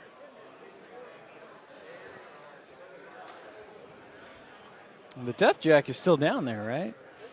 I believe. Yeah, it looks like he's still doing good with he Darius' is- soul. Yeah, he's kind of surrounded right now, but A little bit. some of those things aren't. He doesn't need to be so worried. He's Aren't fine. active. He's fine. He's got this.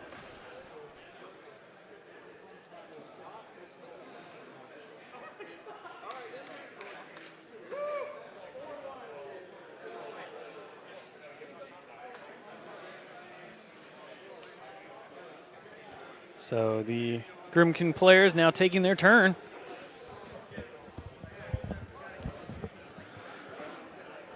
So we're gonna see if Souls makes his wild Beginning gambit of the just Grimmkin player's running turn, as fast as possible. a few of the toward that Grimmkin and building. I Oh, is that heard his about wild what's going gambit on. now? I thought his goal was to Waves rack up as of many caster time kills as he magic could that get. are Well, just there's also bleeding that, but- off of that wall but he- have drawn like, the if enough of attention these players of beg him- some of our Grimmkin, Oh. and Haley, in partial focus, can still, through her Jack's eyes, see as these Nayslayers flicker in and out of reality, coming closer every beat of her heart. So why don't you resolve what we were talking about earlier? All right, so we're gonna. I didn't see. hear a behold, so I didn't. I did stop not. talking. No, he didn't. He didn't behold. Yeah. He failed us on that. So this is before the Nayslayers activate, They're getting an advanced move of sorts? Apparently, yeah. Yeah, it looks like what happened here is that her time manipulation is kind of backfiring when it comes to the Grimmkin and how they move about through reality. They don't exactly exist 100% No, on this plane. They don't quite follow the same laws. Yeah. And once you start messing with time magic and you have extra dimensional beings, it's yeah. probably problematic. Anybody who thinks the Grimmkin makes sense should look in the Grimmkin book that just came out.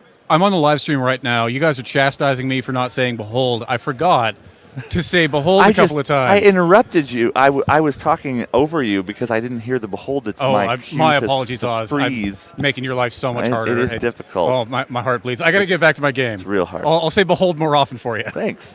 Now you're just going to sprinkle it throughout the thing to ruin everything I'm trying to say. I get it. I understand. So now Getz is gonna landmine the entire broadcast with beholds. He's barely anything more than just another Grimmkin player. Uh-huh. They're just there to ruin everything. But yeah, anybody who gets a chance to look at that Grimmkin book should, because it exemplifies the nonsensicalness of their reality. Yes, it is fantastic. There's one spread that is a meandering paragraph that just loops all over the place and goes upside down and flips things. That's for the Wanderer. That's the Wanderer. And it wanders. Yeah. It literally wanders across the page. It's great. The Nayslayers is just a silly chant they do. Yes. Yep. The King of Nothing looks like an illuminated manuscript from like the Middle Ages. It's got big letters and fanciful things all over it. All right, so the King of Nothing teleported, apparently.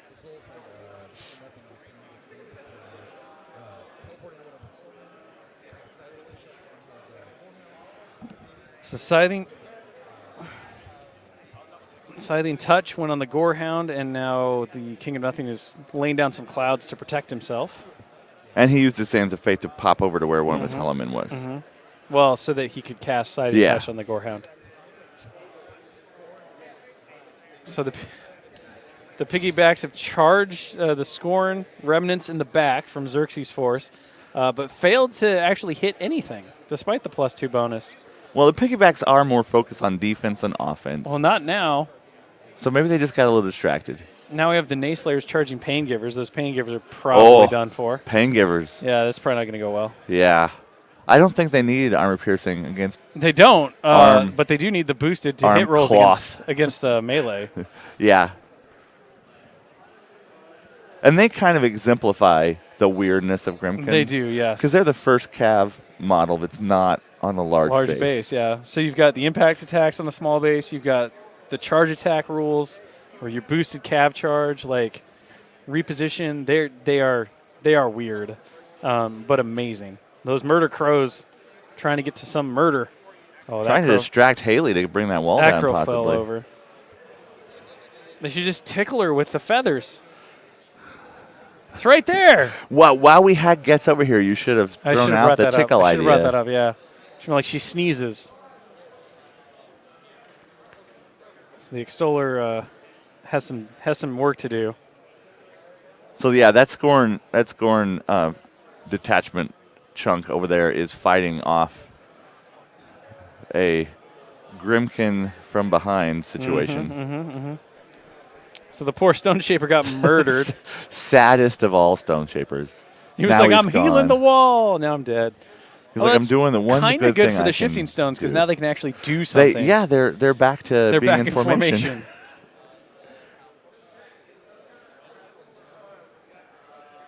So there go the Nayslayers running. Here they come.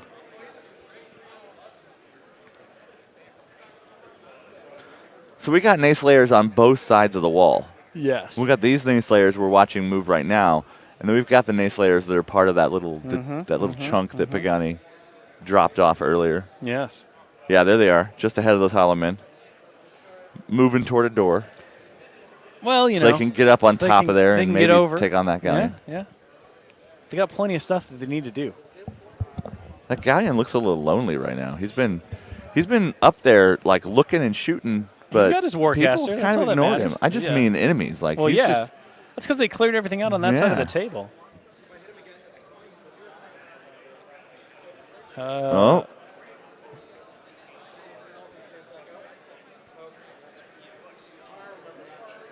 So Nayslayer's charging the wall. Yeah. So that was a pretty big roll. It's 15 damage straight away from the first Nayslayer charge. It only had 36, right? When she brought it back. Yep. And that was a big damage roll. Oh, so he only had one. made it in. Still, that's a huge roll. Yep. Yeah, and this Grimmkin player is the one that is controlling that storm wall. Controlling the storm wall.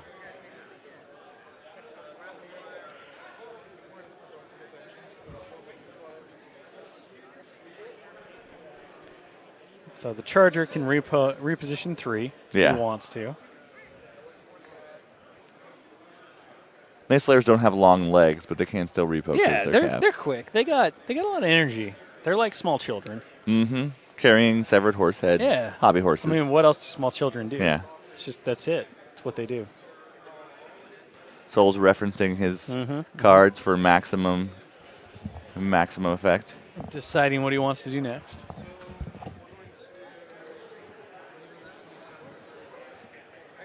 And Stormwall's going to start doing stuff.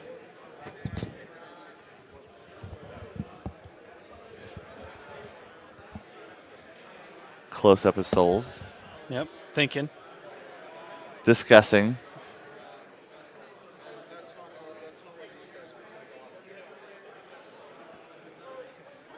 Now, I'm unclear. I believe the storm wall that's under Gremlin control is the one in the gate, not the one farther. It's the one in the gate because that's the one Gaston tried to turn it back on. Yeah. Yep. Yes.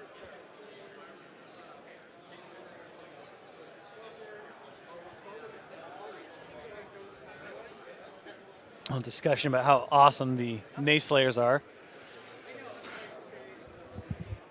Yeah, and we've gotten another sale out of that, giving someone some Grimmkin to play with. I know. He hadn't bought as many blisters and Nayslayers as he decided now that he needs. You definitely want full FA of Nayslayers. There's no question. Those things are they're gross. They're great. Nayslayers and piggybacks all the way. So Soul's making some attack rolls here. So fighting Darius with the Gorehound. The Gorehound has sighting touch. Trying to take down that last storm wall. And that's an attacker, but it's in Souls' way. Mm-hmm. Yes, it is. The King of Nothing literally doesn't like anything. He doesn't care. Darius only has 6 boxes left before he is dead.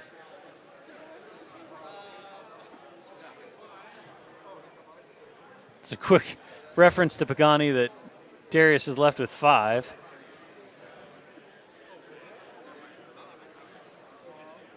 Looks like that storm wall controlled by gremlins might come over and finish off Darius. And there's the murder crows on the wall, coming towards Haley. One of the funniest things that happened during initial playtests and CID of this is people would playtest murder crows but not look at the art, and they couldn't figure out why they couldn't fly. So we told them, no, not birds. Think creepy, like plague dudes doctors. in bird costumes. Yeah. They are swift, but they cannot actually take flight. No, not in any real sense. I see some conversations going on here between our players. And player wearing an appropriate faction pin for the Grimmkin now that he's running around with Grimmkin back there. He was fronting for Scorn, and now he is a Grimmkin player. As are they all. Well, eventually. Eventually, we're all Grimmkin players.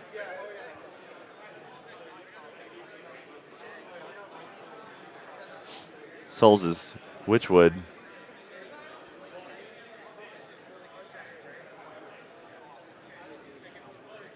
Unfortunately, that Witchwood cannot lure someone off the wall. No. Because of the obstacle that would stop them. Because it's not a place effect, it's a... Or is it an advance? I believe the model makes an advance. So maybe he could make a jump off the wall.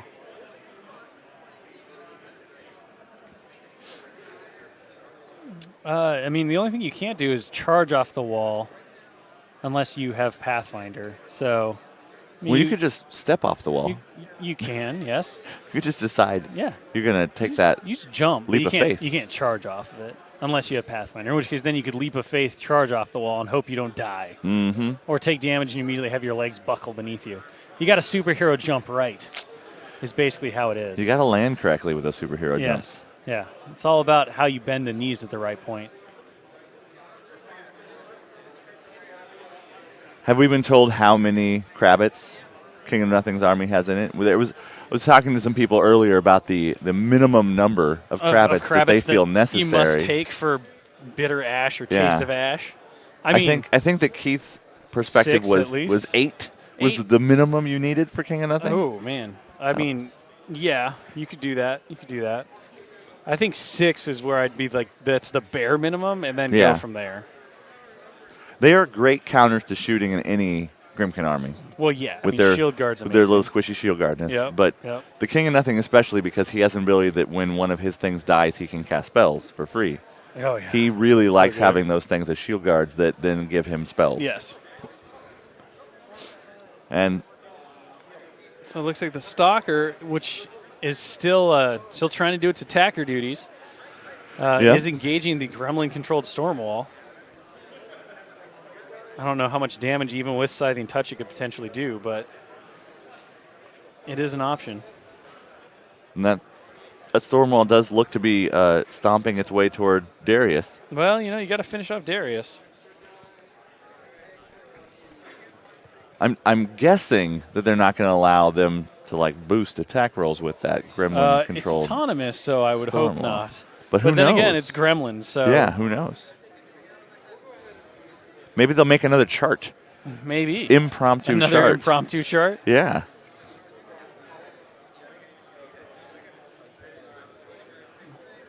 Yeah, so Pagani is waiting for that storm wall to possibly clear a path for him. The heretic can get in there. Yeah, because he's considering running the heretic to get as close to that building as possible. The heretic does not like the idea that Holden might be the person who puts him down. Yep. Someday. And the first storm wall swing was a miss, but the second was a hit on Darius. Rolling dice for that damage. Is probably going to be the end of Darius. Oh, Darius is dead. Darius gets smushed by Gremlin Stormwall. Grimwall. Another inert Stormwall now. Maybe you should go reactivate that one too. Yeah, if you can just convince someone to reactivate that one. The worst.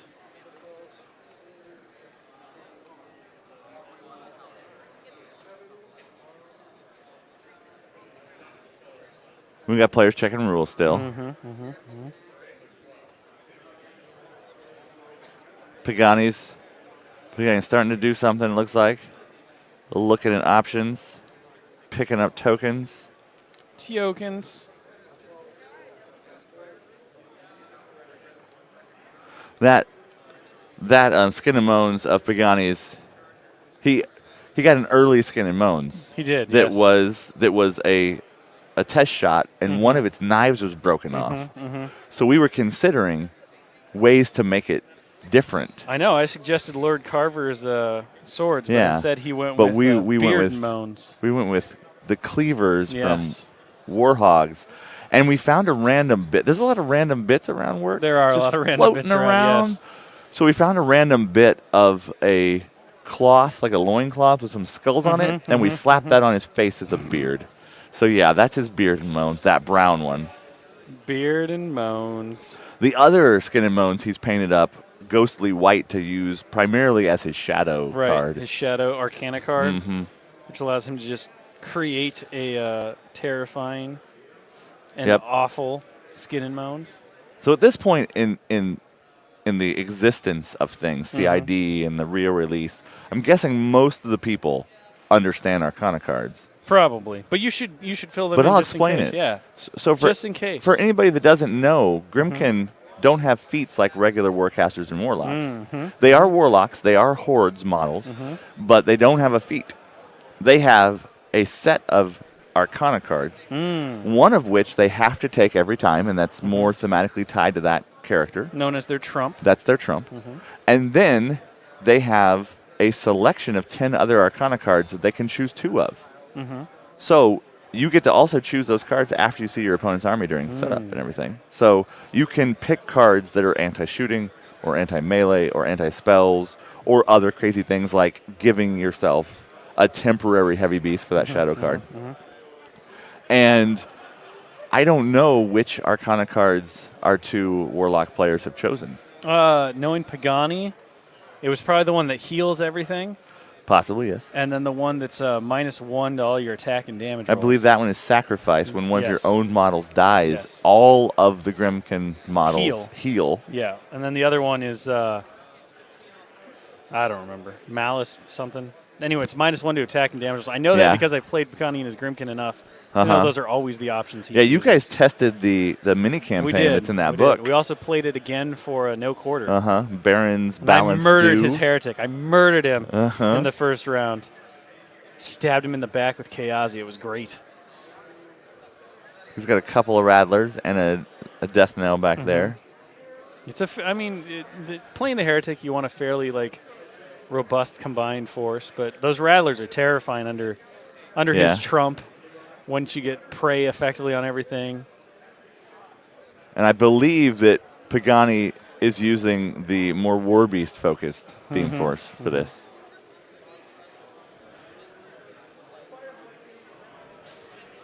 All right, so. Okay, we've got our first player has no models remaining on the table. So the Signar attacker is now out of models. So we're seeing what happens from a narrative perspective, discussing amongst the judges. Because this is an event that's about participation more than anything else.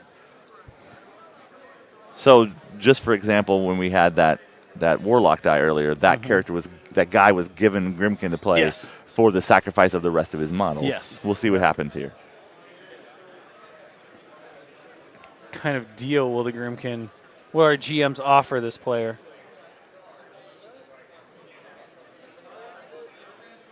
And we're still a ways away from the end condition. Because some of the players even earlier were a little confused. They thought that the 3 things getting destroyed was the end condition, but that was only the victory condition. Correct. The end condition is a Warlock from the Grimmkin force getting to that building. That ends the game, and then we determine attacker-defender victories based on wall and gate. Correct. So right now, the defenders are up. They have 2 of their They have 3 2 things. of their 3, yep. But one of those things is very shaky. It's true. They're both pretty rocked, but the other flip side to that is that the game can end if both Grimmkin Warlocks are destroyed. Yes. It seems unlikely given how many people have thrown their lot in with the Grimmkin themselves. Everyone would have, at the moment they appear, just said, okay, kill them and nothing else matters. Correct. This game would be completely different. So Pagani has destroyed the Storm Wall on his way.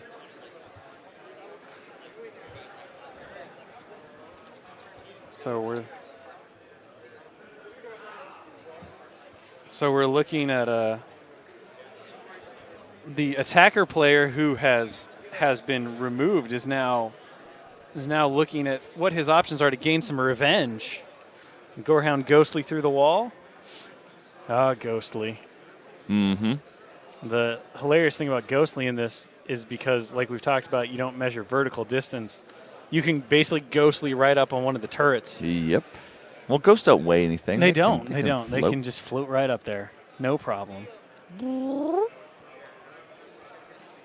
Another representation of just the weird, not really reality of the Grimmkin. The Gorehound is a ghostly model with people hands. One of my favorite things about the Gorehound is people hands? he's a horrible, evil-looking dog, a demon thing. Yeah. But instead of dog feet, he's got people hands with fingers and thumbs.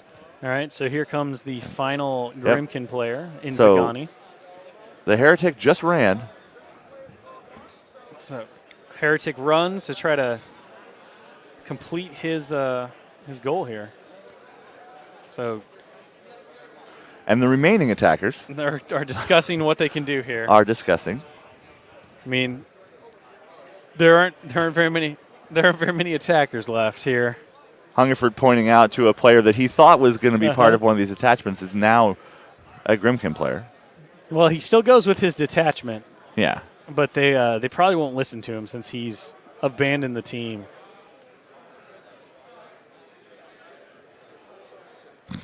And now we've got bargaining amongst the players. Mm-hmm.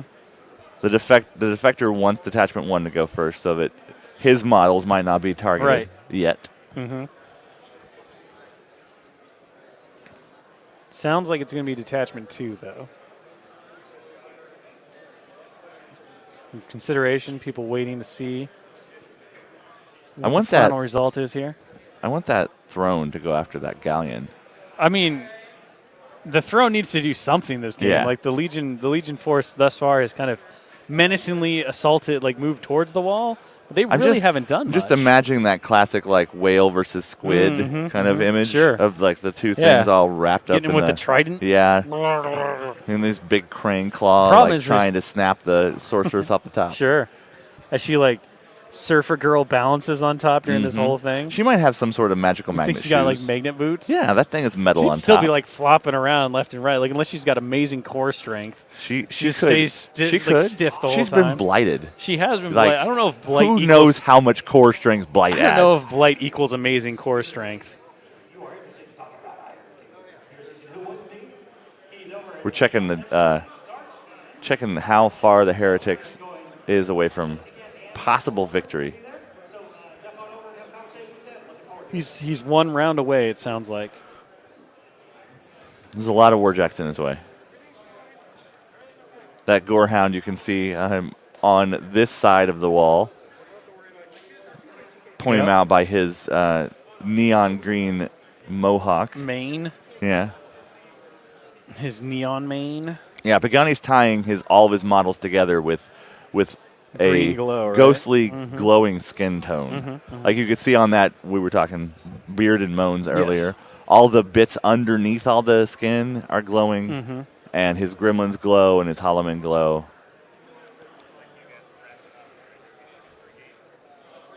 Many bits of his death knell are ghostly green. The Iacos player is kind of discussing his options here.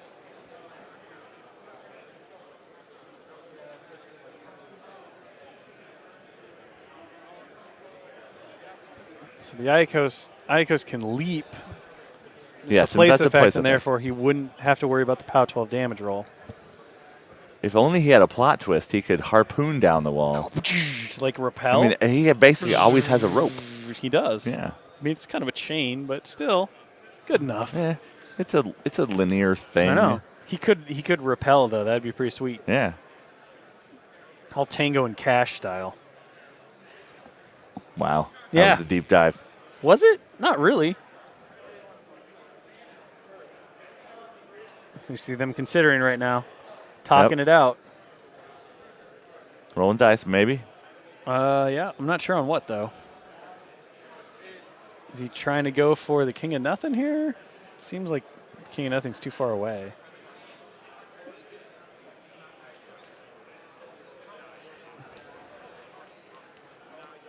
So Puppet Master here. Oh, there's a big number.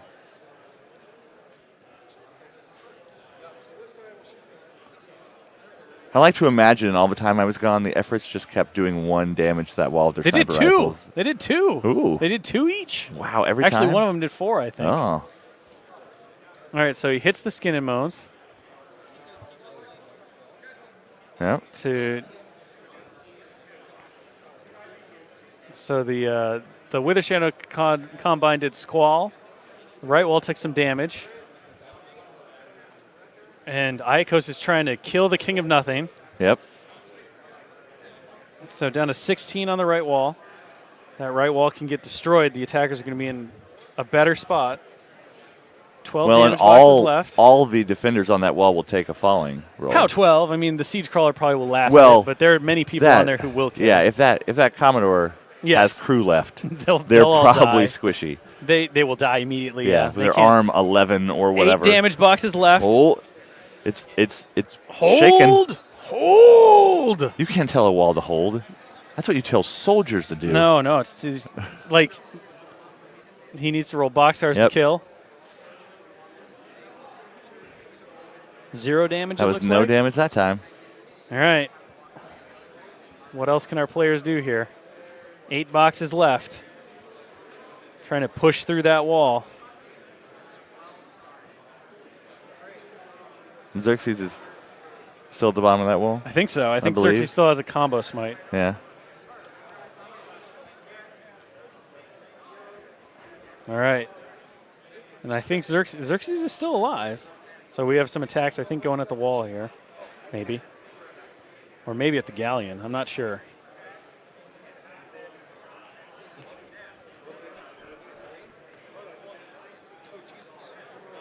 Hunger for keeping track of numerous things at once. Oh, 10. That should be 10 the wall. damage. So the other wall falls apart. Yep.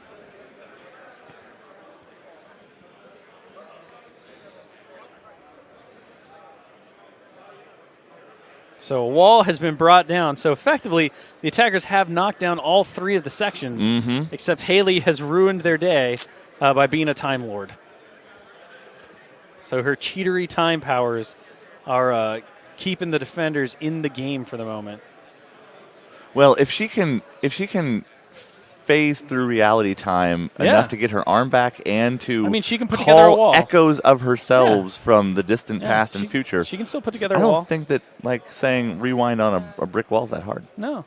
Well, it's probably not easy, but it's not out of the question. It requires a lot of concentration. Yeah. Clearly, which is why she can't activate. So here come all the POW 12 So damage yeah, rolls. a lot of people popping. So we got a whole lot of that siege crawler is probably just going to land flat. It's just going to be like no clunk. problem. He won't even notice. Don't even care.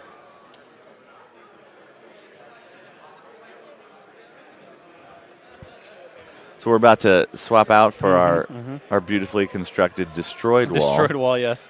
Crafted with care despite being destroyed. Watching this. There you go. The siege crawler just basically landed on its stubby feet. But watching this entire table come together over the past 9 months, It's been pretty crazy. was pretty cool. Because the terrain building station is just outside the main office doors in the warehouse, and a lot of us walk through there every day. Yep. And you'd see pink foam one day, And then you see a wall and then start you to see take shape. shapes and bits. A lot of casting of all those hatches out of resin. Yes. All right. My here we favorite go. part is still that the gate functions. It has a locking mechanism. Yes. It has gears in it. Yep. Its hinges work. It goes up and down. My favorite part is that every time you try to open it, you feel like you're going to break the whole thing. Well, there is that. No, the wrong wall section has been He grabbed. got confused by because the other destroyed wall section went back. It's a little bit of a 3-card Monty going on with those wall sections. A little bit. They are specific to each side. Now you see it, now you don't. Oh. Now you don't again, now you still see it. I see. It's back, it's gone. Find the red lady. Find the red lady. Uh-huh. Find her. Hungerford getting lost somewhere. He's digging for that wall section. Uh-huh.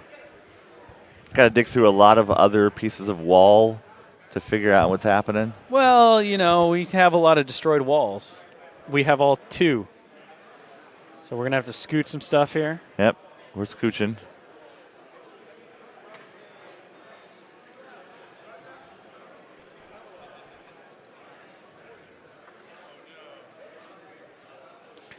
You see the delicate process here of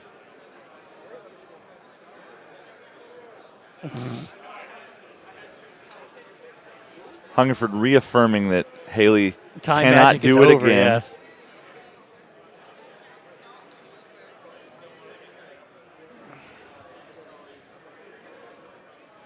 And for those wondering, how do these walls stay together so well? They're magnets. Yep, there's magnets in every chunk. And the trick to doing that is making sure you don't put the wrong poles sticking in and out. Which is why it matters. Just take a Sharpie, clunk, mark it.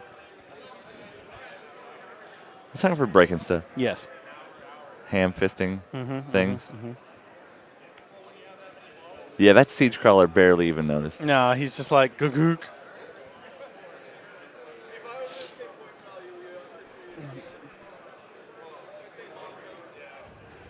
The attackers have to be kind of careful here because the heretic is in Behold, game end range. as Iacos pirate captain of the Black Fleet, comes leaping down off of the Boarsgate wall, confronted with mystical clouds summoned up by the King of Nothing himself. Now, Iacos is, as you say, a sailor and familiar. A pirate adventurer. And is familiar with the kinds of mists and fogs that roll in off the sea. So you want to be able to try and target the King of Nothing through those clouds. Absolutely. That's breaking the rules. It is indeed. Clearly. Yeah. But this is a narrative event, and we've been letting people do it all night. Absolutely. So, now, you don't just magically see through clouds. No, you That's don't. It's silly. hard to see That's through. silly. To kill gnomish, multi-millennia old demigods that have suddenly summoned back into Earth, you can't see through clouds. You have to do stuff. Yes, exactly. So, the only way that you can disperse one of those clouds enough to get line of sight to the King of Nothing is to summon that white squall spell that you have access to. I would do that. Now, you're going to have to target him at his current defense to be able to blow one of those clouds away. So, good luck, because Jason, you're at 16 where you are right now. Okay. All right, and this will not damage him at all. It will just disperse that AoE. Okay. So trying to get rid of the cloud using Squall, according to our GM's call. Yeah. Needs to hit a Wind- 16. wind magic versus right, clouds. To wind magic the cloud away.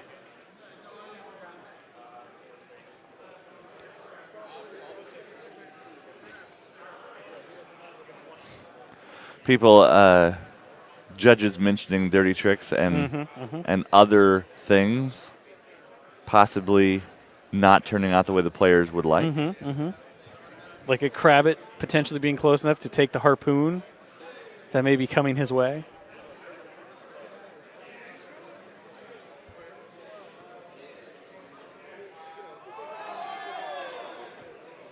So he hits it. Yep. That looks like exactly the 10 So he needed. clouds go away. The table goes crazy. The King of Nothing is now Exposed. fully exposed. So now he has to hit a 16 again to hit him with the harpoon.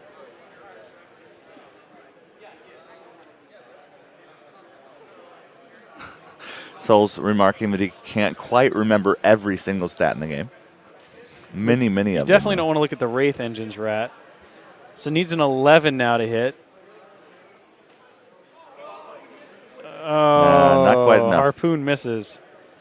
Now Iacos is staring down a really angry King of Nothing here.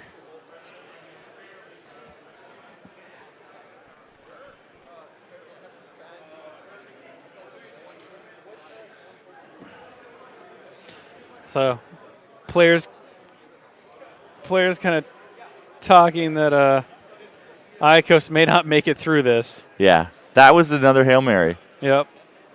But at least somebody's trying to confront the Grimmkin, even if it is, the Not- supposed not evil everyone. empire of Crix. Yeah, not everyone has changed sides. Maybe the Cricks are just jealous. Maybe they think it's like copyright infringement. that Maybe. Too much Maybe. evil. Like we have the corner. I know. The They were market like, corner you on evil. can't take this. This is ours. I think Crix is just misunderstood. They're clearly the heroes in this situation. Well, obviously.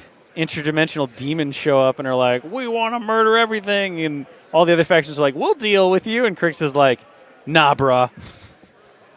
Torek doesn't cut deals. He doesn't. He doesn't because he's a hero. Everyone's a hero of their own story. Damn hero. Yep. Unfortunately, heroes don't make it out alive in this situation because Iacos is about to get murdered. Nope. Like any good action movie. The Death Jack going and doing its thing before it finally gets Shimmying. shut down. It's just going to go ham on everything. Trying not to take free strikes right now. Mhm. Measuring slightly.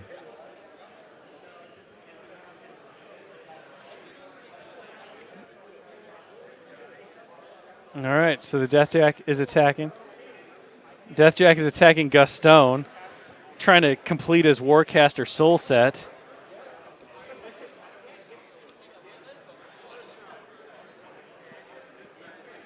So far, he's gotten the most casters out of anybody at this point. So it looks like he hits. Is it a dead eye? Is it a dead Gaston?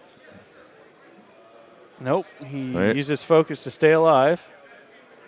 Roll on the other Second hand. shot. All right, here comes. And it looks like it's going to be another focus to keep Gaston alive. Those Another Death attack. Jack claws are bigger than Gaston. They are bigger.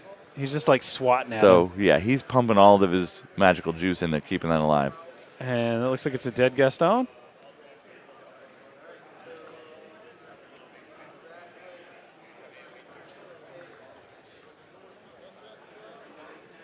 So, yeah, we just had confirmation of that measurement earlier. The heretic is still about 24 inches away. Yep. So he'd have to run for 2 full turns. Mm-hmm.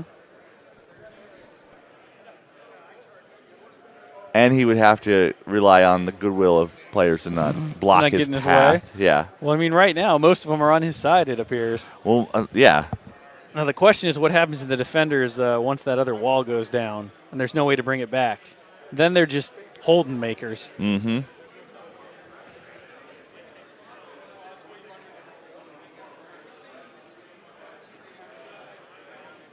Depends on how those murder crows and whatnot Truth. over there, what they do to Haley. What they decide to do, yes. I believe there's still a heavy warjack between. We Haley already and saw the the murder crows. Nayslayers clearly deciding to destroy the wall again. So Yeah.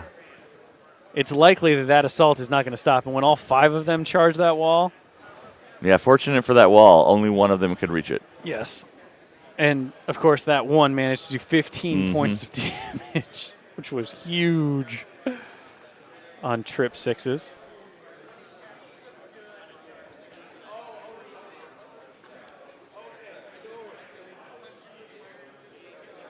All right, So our some more stalker, yep, stalker's coming through the gate. getting in there to get some action on his own.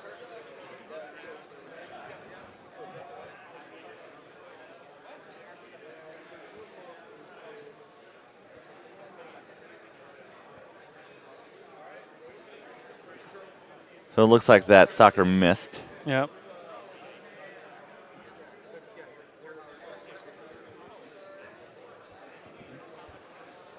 So Yeah, this Crix player is the last part of this detachment for the attackers. he's being the hero. He's attacking all of the Grimmkin sympathizers. He's trying to do his job.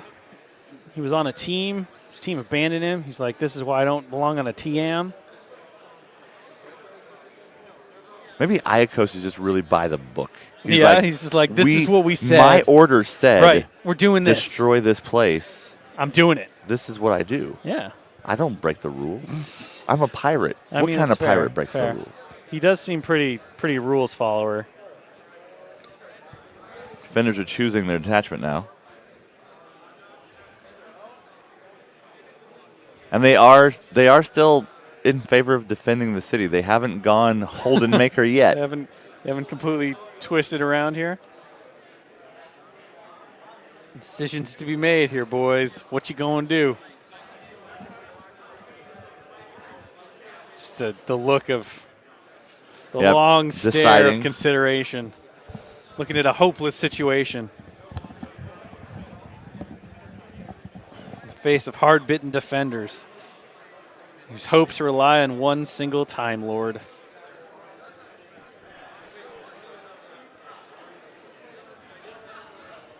The one wall that remains held together by time magic. And hope. And hope. Mm-hmm. One sneeze away from destruction. He really focused on this whole sneeze I narrative. really want that to be the dramatic conclusion. I want it just to be like, she sneezes and the defender's hopes are lost.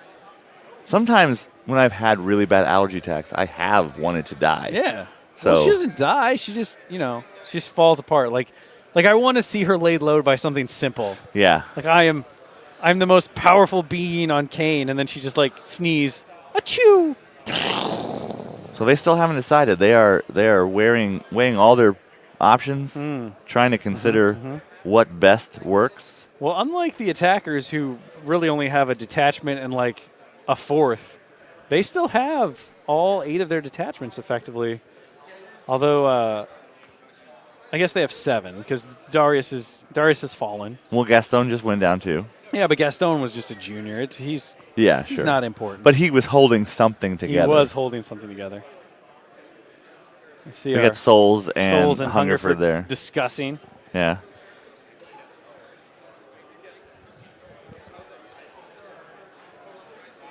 The Souls. It sounds like he's waffling a little bit on whether he's going to attack Crix or not. I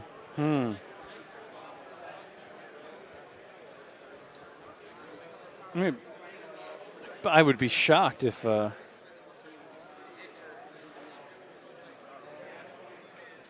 Soul's trying to determine if anyone's trying to stop the Grimmkin from completing their mission of murdering poor Holden.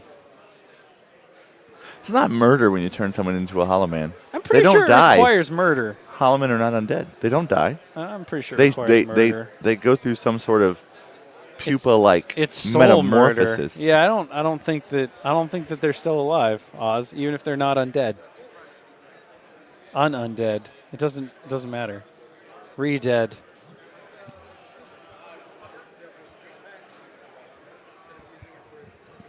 So defenders We're still discussing with the judge.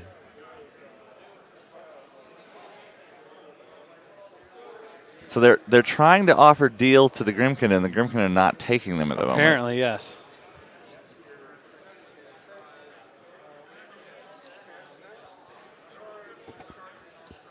Gets making his GM face at people. He is. He's being inscrutable. He's like, just tell me what you're going to do, and I will tell you later if it's successful. Hungerford suddenly realizing there's a lone Maximus outside the gate. Well, he murdered that journeyman. He did. Made a deal. When they turned traitor. Although the Pharaoh turned traitor sort of and then brought down the wall anyway, so yeah, they're only sort of traitory. You could technically say that the Grimmkin have an interest in the walls falling down as well, though, since they need to get to Holden. Yeah.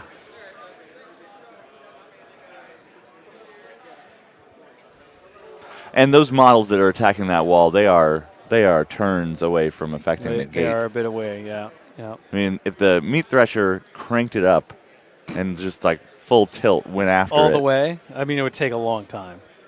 I mean, it did get a few added rules in the CID for the battle engines, and one of them was a way to get faster.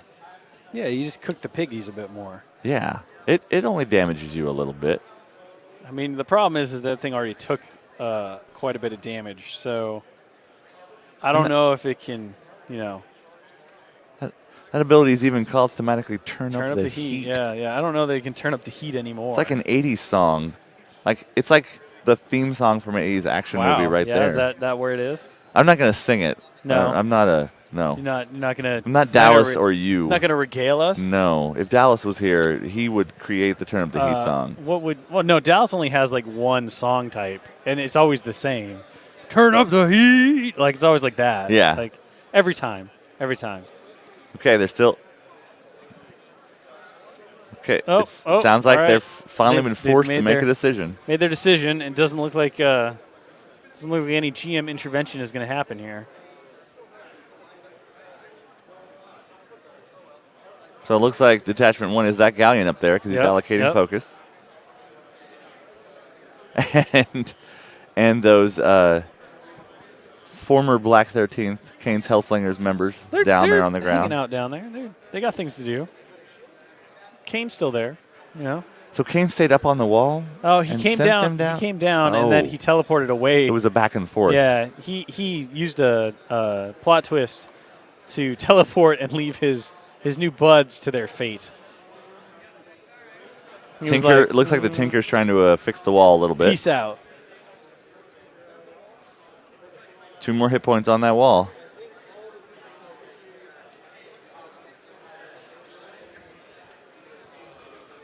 So 26 boxes left. Little Gobber with his big cart.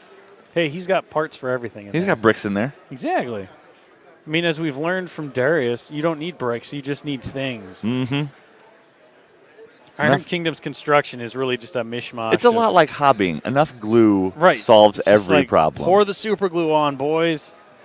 Douse it. Super metallic time. All right. I have had models that I have broken so many times by dropping them and whatever. They're that mostly I just have super glue? thought about just encasing them in epoxy cylinders Oh, of there you go, clear yeah. resin. Yeah, so they have their volume ready Yeah, to go. I like it. and they can't break. They're just They're at that point. indestructible. Yeah, they're like a core sample. Yeah, from a the core Arctic. sample. There's just a cylinder with a model in it. I like it. Oh, Deals are there a being deal? broken.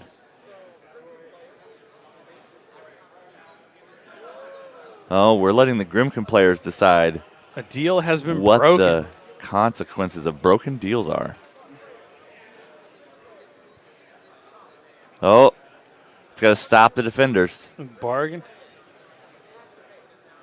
Oh, someone so the broke their Grimmkin- deal, and so the Grimmkin the Grimmkin players gets get to another activate. activation. Oof. That's difficult. It's difficult. So Uh-oh, that wall's getting I think that getting wall is going to nayslayed. get knocked down, and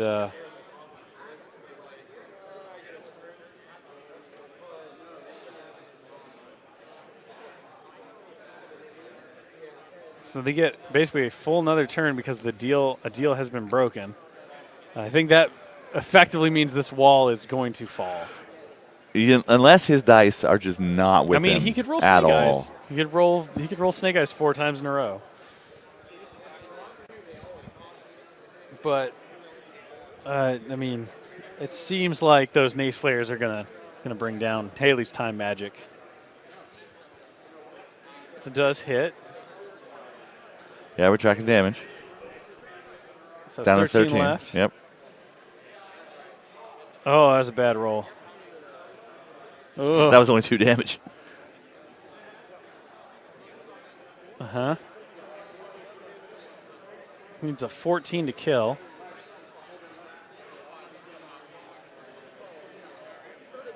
Oh, it's got one box left.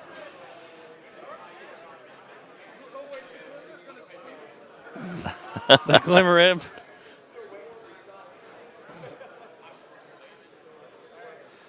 Yeah, the Glimmer Imp can only spoon living and spoon undead a models. construct. There's a Grimmkin player behind. But unfortunately, the Nayslayers were one off. One box left. The Glimmer Imp unable to do anything with his spoon. It's going after one of the Hellslingers. Looks like Watts, I think.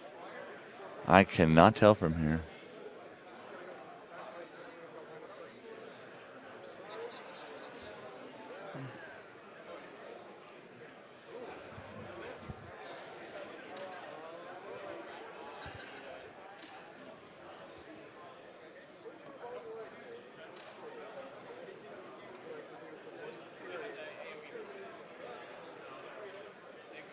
Suddenly, there's a Skin and Moans on top of that wall. There is, yeah.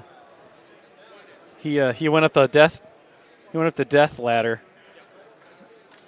Oh, it's close to the Almost Snake Eyes. So Hungerford said right before, right. which is the curse It of is all the curse. dice Don't rolls. roll snake eyes. Don't roll anything snake but eyes. ones. That's why you always say 3 or better. Yeah, if you invoke the Snake Eyes, they might appear. They show up. Oh, Here it comes. That will seal it for the attackers. Boarsgate has fallen. So the attackers have sealed themselves a victory, regardless of what happens to Holden. But Holden's fate is still on the line. So now we are just fighting for Holden. We're just fighting for Holden. So things might flip again. People might. Behold the ruins that are the walls of Boarsgate as the last brick tumbles down, time magic or no. So yeah, so now it's all up to the players. Do they try to protect Holden, or do they let the Grimmkin reap their harvest? And with the Heretic getting an extra activation here, I mean, the defenders, it's going to be tough if they want Holden to survive this. Yeah, that 2 activations away from Holden for the Heretic Now is is now 1. Effectively 1. Yes.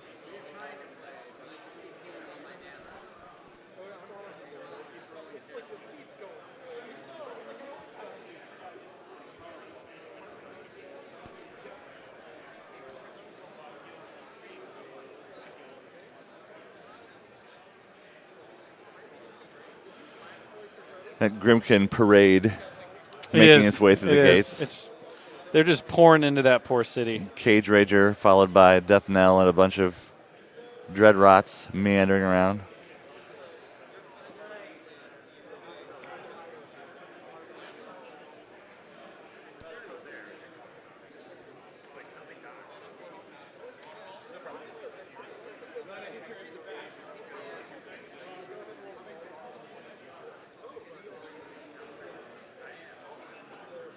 Finger guns from Pagani.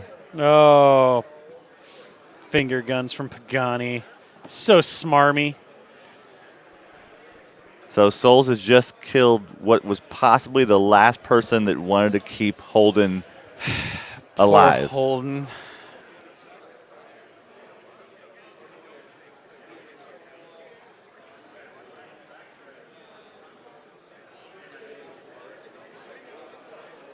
Yeah, now they're talking about since deals have been made.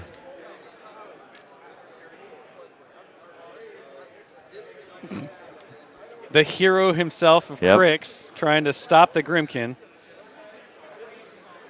Yeah, Hung for explaining that Legion is on the Grimmkin's team.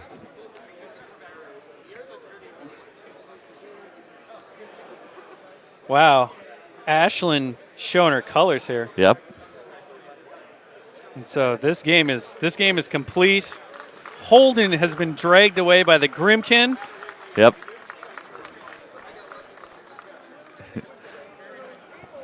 Yeah. So it came down to those two middle defenders. Straight betrayal.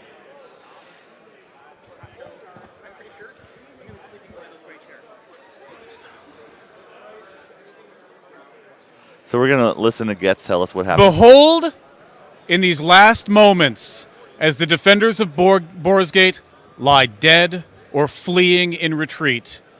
But among them, there is one soldier whose name was known but by few, who was confronted in the final moments by his own nightmare, and at the end became nothing. Holden the Hollow rises from his ashes. So there we go. It is 6 o'clock local time. It is. It was This started putting armies together and stuff at 11. Yep. So it's not too bad. I mean, we saw some amazing moments, and we're